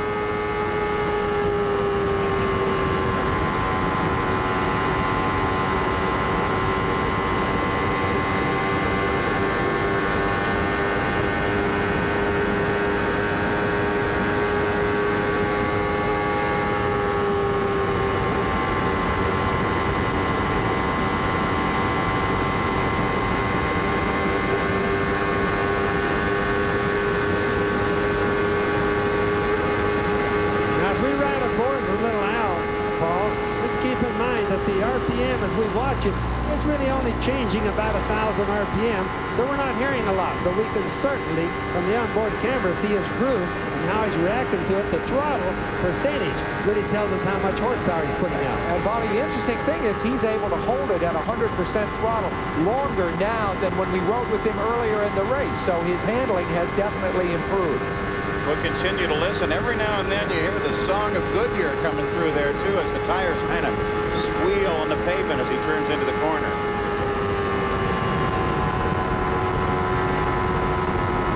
Possibility for a team expansion, by the way. Gary Gerald has an update. Well, Paul Newman, of course, an Academy Award-winning actor, has been involved in IndyCar racing for many years, but now there's another Academy Award winner that comes on the scene. This is Gene Hackman, who was announced today as going to be an investor in the Rick Gallis racing team. And Gene, you're sitting here now on pit wall watching your new partners hard at work. Tell us about the feelings and what's brought you into a very active role in IndyCar racing. Well, it's really exciting. I'm really going to be a spectator, kind of a fan for quite a while until I understand exactly what's going on. But so far it's been wonderful. We're not having very much luck today, but we hope that changes. Are you going to become a hands-on partner in the future? Well, eventually I'd like to sit up here and maybe handle one of the drivers if we run 3 drivers next year. And of course, you've been in the cockpit many times in different types of racing yourself. Will you continue that part of your racing career? I don't think so. I think I'm getting too old for that. You can see this gray beard. I understand that's for the latest movie property, Geronimo and Wyatt Earp. Of course, we've been enjoying you in the firm. Welcome to IndyCar racing. Thanks a lot. Paul? Of course, he is, Sam Posey. Pretty good race driver in his own right. Yeah, I raced against him at Long Beach in a Pro-Am sort of thing with Toyotas, and he was running a real strong second when I came up on him. He's really quick. And speaking of stars in the sport, Willie T. Ribbs here today with a lot of help from Bill Cosby. Well, suddenly we're talking motion pictures, it seems, with Gene Hackman. You know, Columbia Pictures and the actor Michael Douglas have purchased the rights to Willie T. Ribbs' life story. So hopefully that gets made, because this is one fascinating man and a very fine racing driver. Sure gathering up a lot of experience today, Paul, I'm trying to say, because really needs some miles to get used to going from the Trans Am to the Indy cars. And while we do this, talk to these other people, let me assure you, there is no one in contest with anyone for any position on the race course right now.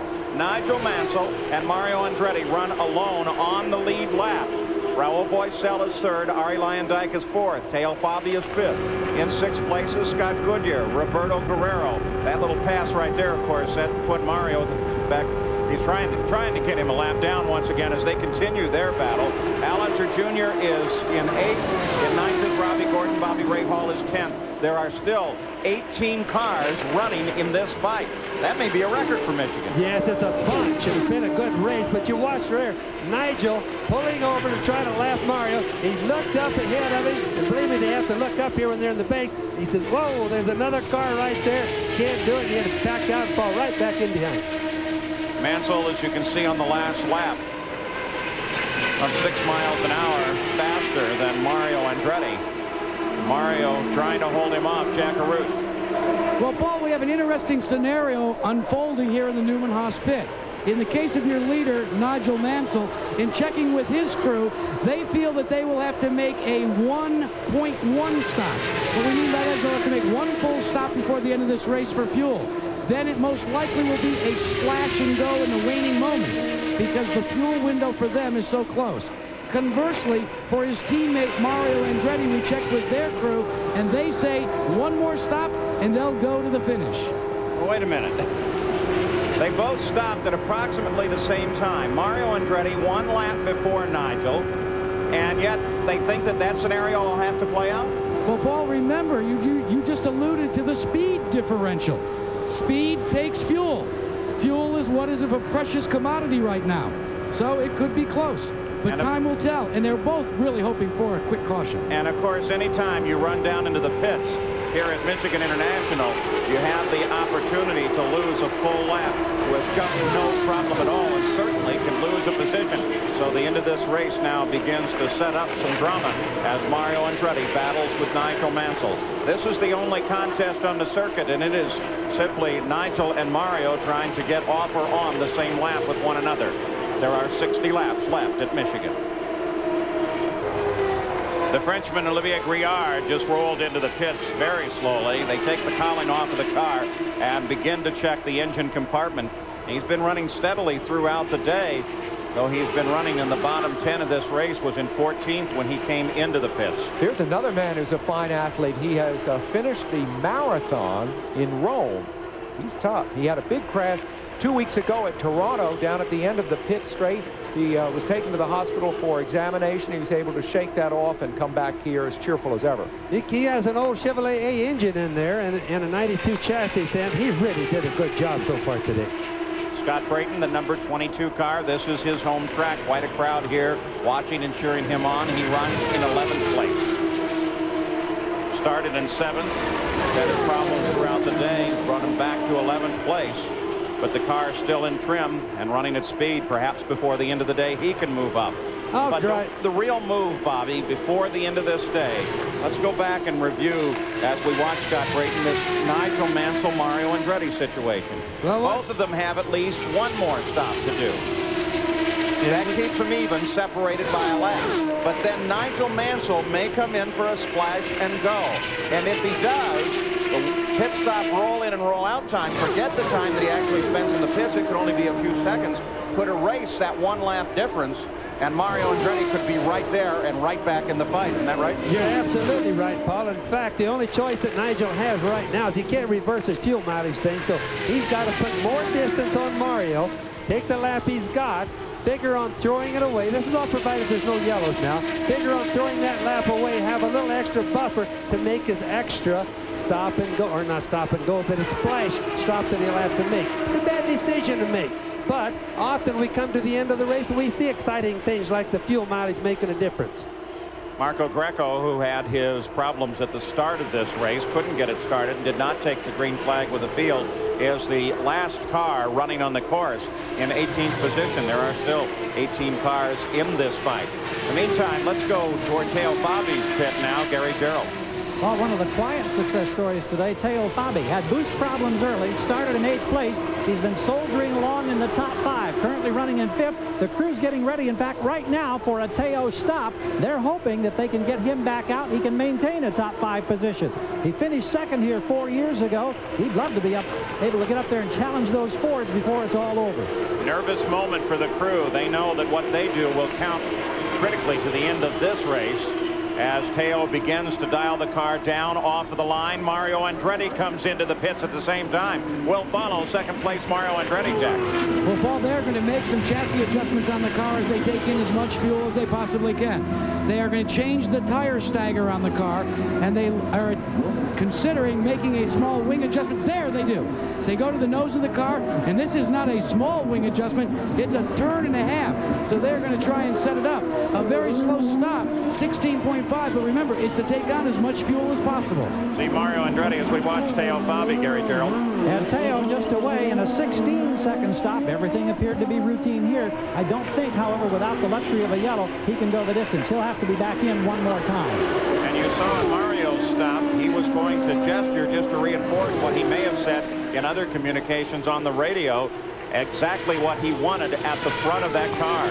He's back up to speed now on the backstretch. Well, you know, with Mario, the report on him being able to do that, or that being the last stop, shows to me that he's got 49 laps to go, and I don't think he can do it. I don't think he can even come close to it. Leader of the race, Nigel Mansell, comes in, again playing it very careful, watching the speed limit, and Jack is right there. And Bobby Unser, in answer to your question, I have to agree with you. I think it might be some psyching going on, but Nigel Mansell's team is having none of it. They're going about their work with no changes on the race car, but they are going to make absolutely certain they take in as much fuel as possible, because they have already determined and announced that they are going to go in and take it. Scott Goodyear is in the pits, but Nigel Mansell stalled the car for a minute trying to get it back into gear. Let's go to Gary. Raul Boesel is in. He was running in 2nd place with this round of stops. They make a huge wing change on both the right and left front sides. Remember, he's got the clutch problem. Now watch the crew. They're going to push him as much as they can, and he'll limp on down pit road. Actually, he gets a pretty good start out of the pits this time. He's not roaring up the speed, but he certainly is rolling faster than he has in the past. Here is Mario Andretti and Nigel Mansell as they are side by side on the circuit now. And Nigel slows down just a little bit coming into that corner in his pursuit of Mario. Yes, and keep another thing in mind. They can't go 49 laps, as Jack and I were just talking about. So they're going to have to make another. I think where the psyching comes in that Jack was talking about is a lot of those teams listen to television. They know that we stay up on what's going on, and they look to us for what they're going to do. So they can psych their team, their other teammates, or sometimes the competitors by listening to television. I would hate to think that they make any judgment on how to win a 500-mile race by what you or I or Sam say. Collectively, we make a good source sometimes. Collectively, sometimes, maybe. So the fight is once again in the Newman Haas team. Here is Emerson Fittipaldi. Jack Arut's there. Well, Paul, let's give you an update on the condition physically of Nigel Mansell. He continues to complain on the radio that he does not feel well at all. So there is a big problem there, and a yellow has come out. This is the break. Marco Greco's blown engine is a break both for Mario Andretti and possibly for Nigel Mansell for different reasons. For Mansell physically, for Mario to take on that one splash he needs. Mansell will be able to too, but it could be a fight to the finish now. Starter Jim Swintel said that he would, when he put out a yellow flag, if it was for some sort of debris on the track, which obviously it is because of Marco Greco, he would also at the start-finish line fly the orange and yellow and red flag, which is a course condition flag, to tell them that there may be something on the surface there they need to worry about. So the yellow is out here at Michigan International Speedway, and we're beginning to set up for what might be an incredible battle to the finish between Nigel Mansell and Mario Andretti. Floating over Michigan International Speedway, one of America's most enduring images, the Goodyear blimp hangs overhead today, keeping up with the cars on the track down below. We are under yellow. And Nigel Mansell and Mario Andretti's crews both have to be thinking about what they're going to do about possibly stopping again for just a splash of fuel. Yellow flag comes out because of Marco Greco having to blow an engine on the track. Now, IndyCar teams are constantly striving for more efficient downforce through aerodynamic advances. Some are introduced by the chassis manufacturers, while other individual teams by a different arrangement. Here's Jack. In IndyCar racing, the creation of speed involves a compromise between the creation of drag and downforce. The bigger the speedway, the more important that compromise becomes. Now, the 1993 Lola chassis arrived from England with good downforce and good drag coefficients. But some teams have introduced these side fences to better accomplish the compromise. These side fences increase the overall downforce generated by the car as the air is routed through the side pods. It pushes the rear end of the car down, and the bigger the speedway, the better the stick.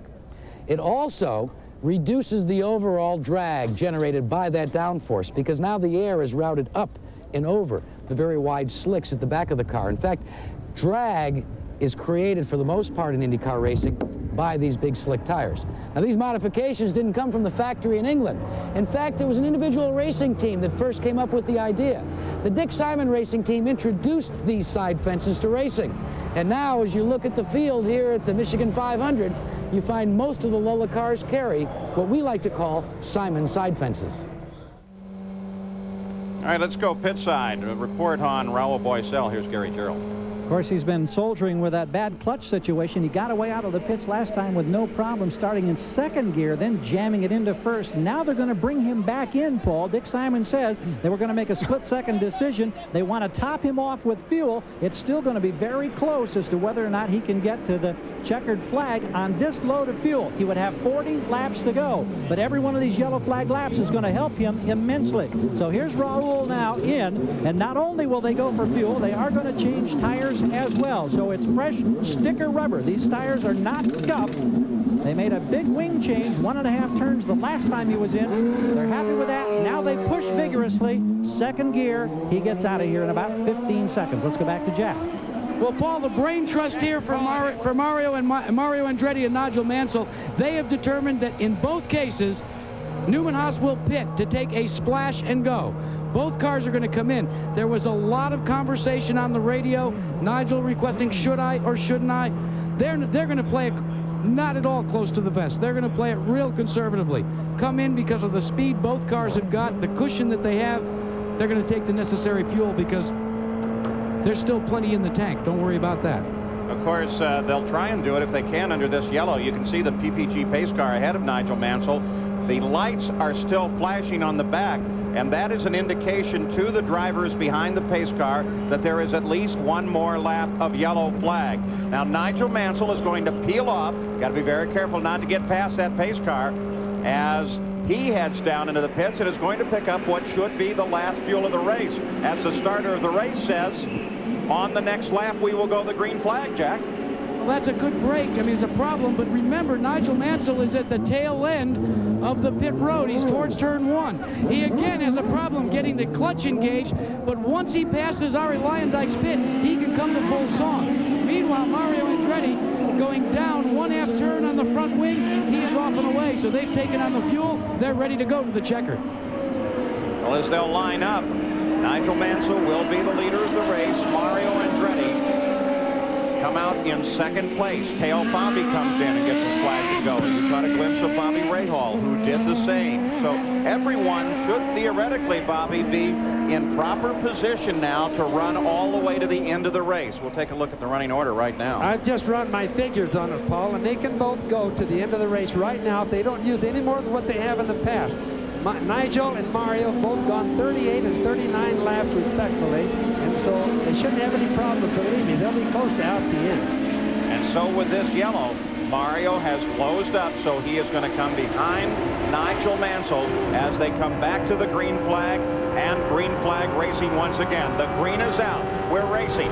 Mario Andretti is going to do everything he can to close on his teammate. There's plenty of traffic right there. Mario is just behind Rahal. Willie T. Ribbs runs down low. Into the first corner. Mario selects a high line, comes around Ribbs, continues his pursuit of Mansell.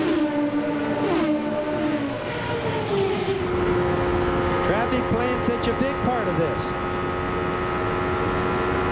A look back from Al Unser Jr. Mario trying to close. And remember, there isn't a driver out there that's going to make it easy on him.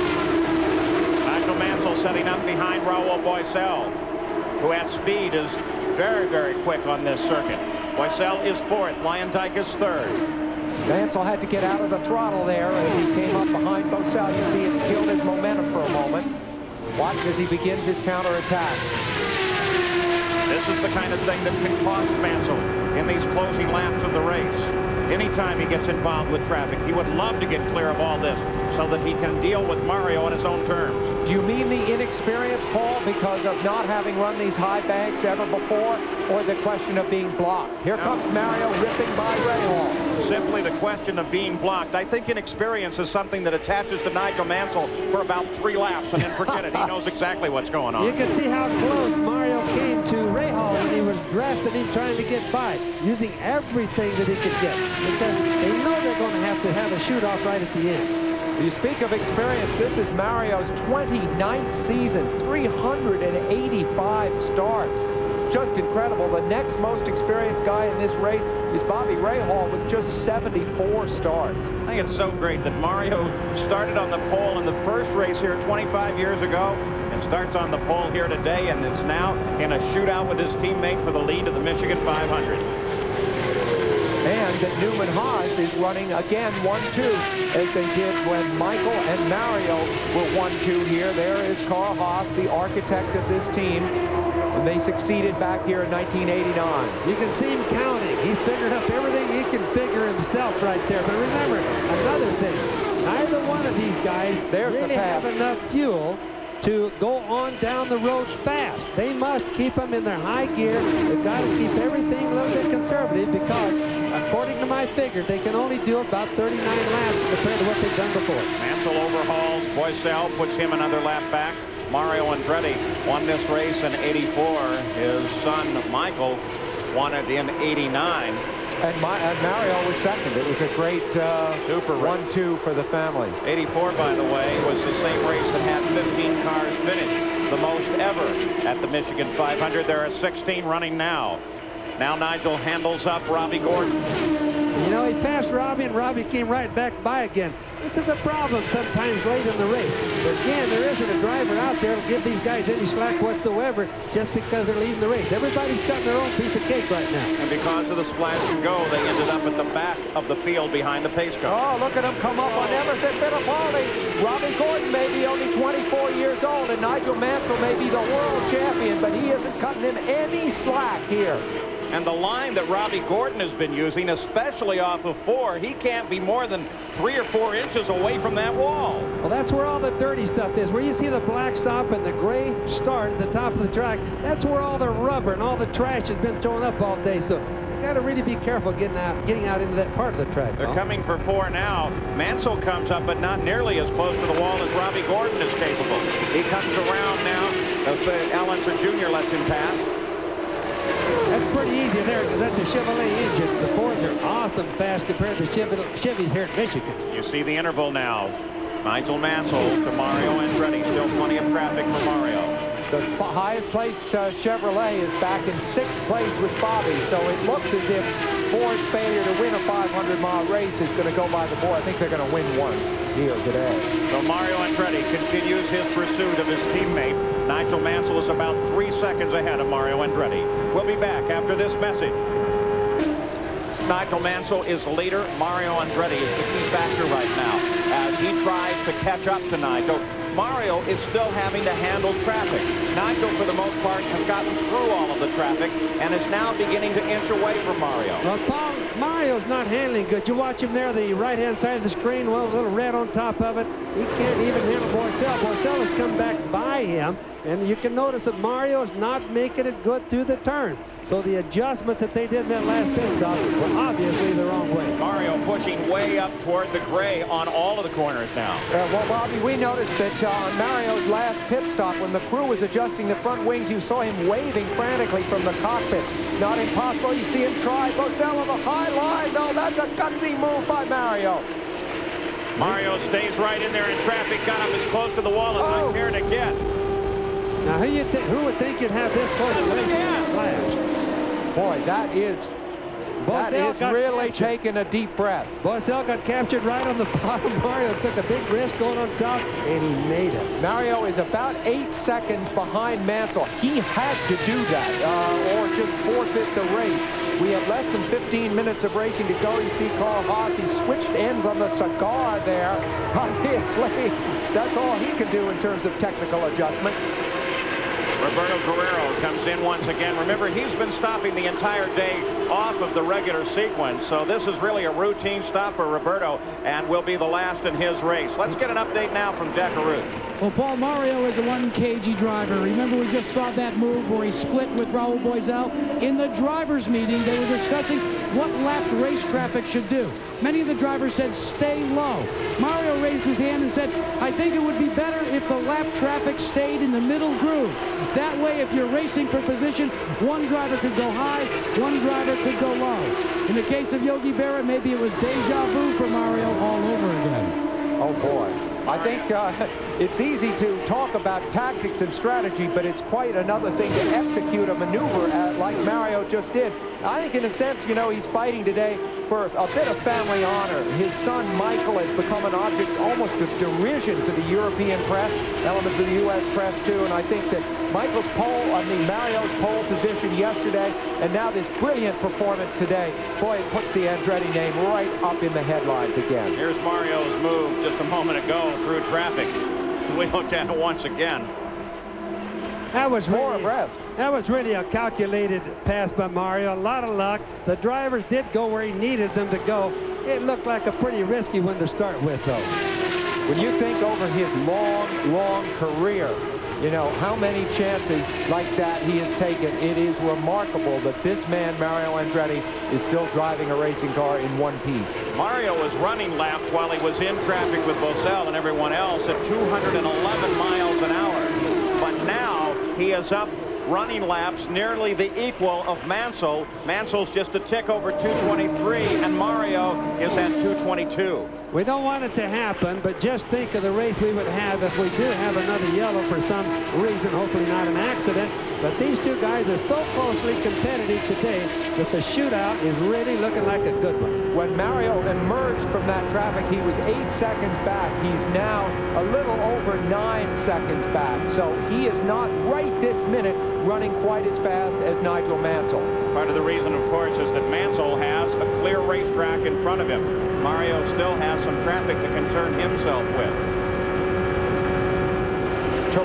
Toronto, there's Paul Newman there on the left along with Carl Haas. Newman, by the way, bringing out a new line of his special food products with great acclamation. Toronto was Nigel's first mechanical DNF of the year. The question, always the rap on Nigel was he was hard on cars. I don't think so.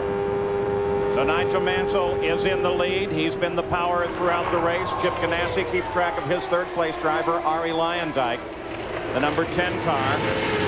Arie is a lap behind the leaders. Of course, if they get in contact, he could benefit. So the closing laps now of the Michigan 500. Everybody is fueled up, and now Nigel battles with Mario. Back at Michigan International Speedway just a few moments ago while we were away, Robbie Gordon suddenly began to slow down on the course. He shut it down as he cruised across the start-finish line, and then he headed into the pits. We weren't sure if he was still under power until he made this turn, which sent him back into the garage area and out of the action. Gary Gerald's with him now. Indeed, Robbie Gordon jumped immediately out of the car. I assume it's just motor related all the way, Robbie? Yeah, unfortunately it is. We lost oil pressure about 25 laps ago. It started dropping, and you know, the Copenhagen car was running really good today. We were right up there in third for a while. Then we had a problem inside the cockpit. One of the helmet straps broke, and with 4Gs you can't hold your head up around here. And then the motor let go. It's really disappointing because both 500-mile races I haven't finished this year, and we've been fairly competitive. As for your future, we know that you had the opportunity to ride in NASCAR last week at Talladega. Will you stay in IndyCars next year, or do you know? I'm going to stay in IndyCars next year. I got a lot of things going on here, so we'll just have to see what happens in the next couple months. All right, Robbie. He may be driving for Michael Kranifus to talk about his team next year. A lot of that speculation rampant, Paul. Yeah, but look at that. He drives that far into a 500-mile race on a warm day here in Michigan, has all that trouble, and he's not even perspiring. He's Ron Bentley from Vancouver. He's a young boy. He's got a long way to go yet. Bentley, of course, is really the third Canadian in IndyCar racing behind Tracy and Scott Goodyear, but an enormously talented one who has yet to get the ride that will really give his talents a full chance to shine. Scott Goodyear runs in 5th place while Nigel Mansell continues the lead. Jackaroo, you have an update on Scott? Well, Paul, this is what Scott Goodyear's team is going to do this time by. Derek Walker and company are going to call Goodyear in to take on 10 gallons of fuel. Not because they needed to finish the race.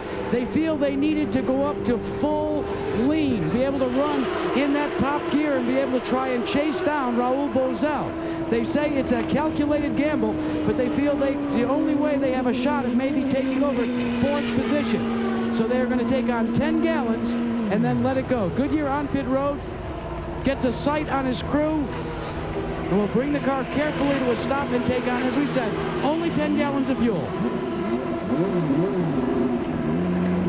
Watch that stick. They'll tap the refueler. They did. 10 gallons are in. This is a gamble, but this is what automobile racing is all about, gentlemen. From where we said, Jack, it would look like a bad gamble. He should have made a stop the last time. You can't really make a pit stop here without losing a lap. And unfortunately, it's just too fast the speeds here at Michigan to be making extra pit stops. Goodyear running 5th. Boesel 4th. Here comes Teo Fabi screaming past. That is a pass that will put Teo Fabi into 5th and ahead of Scott Goodyear. So that gamble may have paid off in the wrong direction. It has to pay off in the wrong direction unless he's just able to have enough speed to go back by tail, which is always possible. No tire changes. It's just fuel racing the same speed theoretically that he was before he just came in. He's catching tail. This is a matchup between a Chevrolet. The front-running Chevrolet in this race right now is Teo Fabi in Scott Goodyear's sights. With 5 laps to go, we continue to watch this battle. Mario Andretti is 11 seconds back from Nigel Mansell. Gary Gerald, do you have an update? We understand that there are air fuel concerns for Mario Andretti. In fact, they turned down the mixture a click, leaning it just a little bit. That speaks to that conservative slant here in the last few laps. He wants to make sure that they can hang on to that 2nd place and not jeopardize falling out before the checkered flag. You saw Jim McGee, who's constantly on the radio to Nigel Mansell. You also saw Emerson Fittipaldi into the pits, and Scott Goodyear as he continues his fight with Teo. Now he's getting up. Well, he's past the draft. He's going to drive right on by. Fight for 5th place. Goodyear takes it back. So the adjustment to the engine, because they're carrying more fuel, he can now make more power and he can race. Well, he certainly got by tail pretty fast and pretty nice there. Remember that at this moment last year, Scott Goodyear was on his way to victory in this race. Disappointed a little bit by this performance, but it's been a very solid race for him. Interesting, the turning of the tide. Penske 1-2 in the last 2 races. There's Paul Newman with Carl Haas. The Penske team now not strong in this race at all. The Newman-Haas team running 1-2. So the 2 great teams of this year, Penske and Newman-Haas, have swapped positions, so to speak, today. Newman-Haas back on top. Nigel Mansell, if he takes this win, and it looks like he may move back to the head of the points fight. Nigel giving it everything he has, still running laps at 221 miles an hour. Isn't it nice to see Paul Newman like racing as much as he likes it? Here he is, one of the best actors in the world. He likes motor racing better than he does his acting. We'll watch as much of our show, incidentally, in the early stages of the race back in the motorhome, and then comes out and tells everybody what he's learned. So red number 5, Nigel Mansell, makes the turn onto the 4th turn now, and this time around he should see the white flag. There it is, 2 miles, 1 more lap to go. Will this make up for the Indianapolis 500? Certainly not in purse, but it may prove something both to Nigel and to his fans. He can indeed win at 500 miles. On the backstretch, just 1 mile to go now. Nigel Mansell on his way to his 3rd win as a rookie. He's won on a road course. He's won on a mile oval. And now, as he turns toward home, Nigel Mansell has won on a super speedway and won the Michigan Michigan 500. Quite a good job by Nigel all day long. And a 1-2 finish for Newman Haas as Mario Andretti flashes across the line in second place. Ari Luyendyk turns for home in third place. Raul Boisel in fourth. And Scott Goodyear still occupying fifth that he just took away from Teo Fabi. You can just imagine Roger Penske's feelings when these guys came and took his playhouse away from him here today. Really a good show for the Fords. Unfortunately, not too good for Chevrolet today. And there's the Newman Haas team as Mario Andretti comes up and waves his congratulations to red number 5, Nigel Mansell, the winner of the Michigan 500, and a thumbs up from Al Unser Jr. too. They do like this guy and they love to race against him. Gary Gerould is in the Newman Haas pits.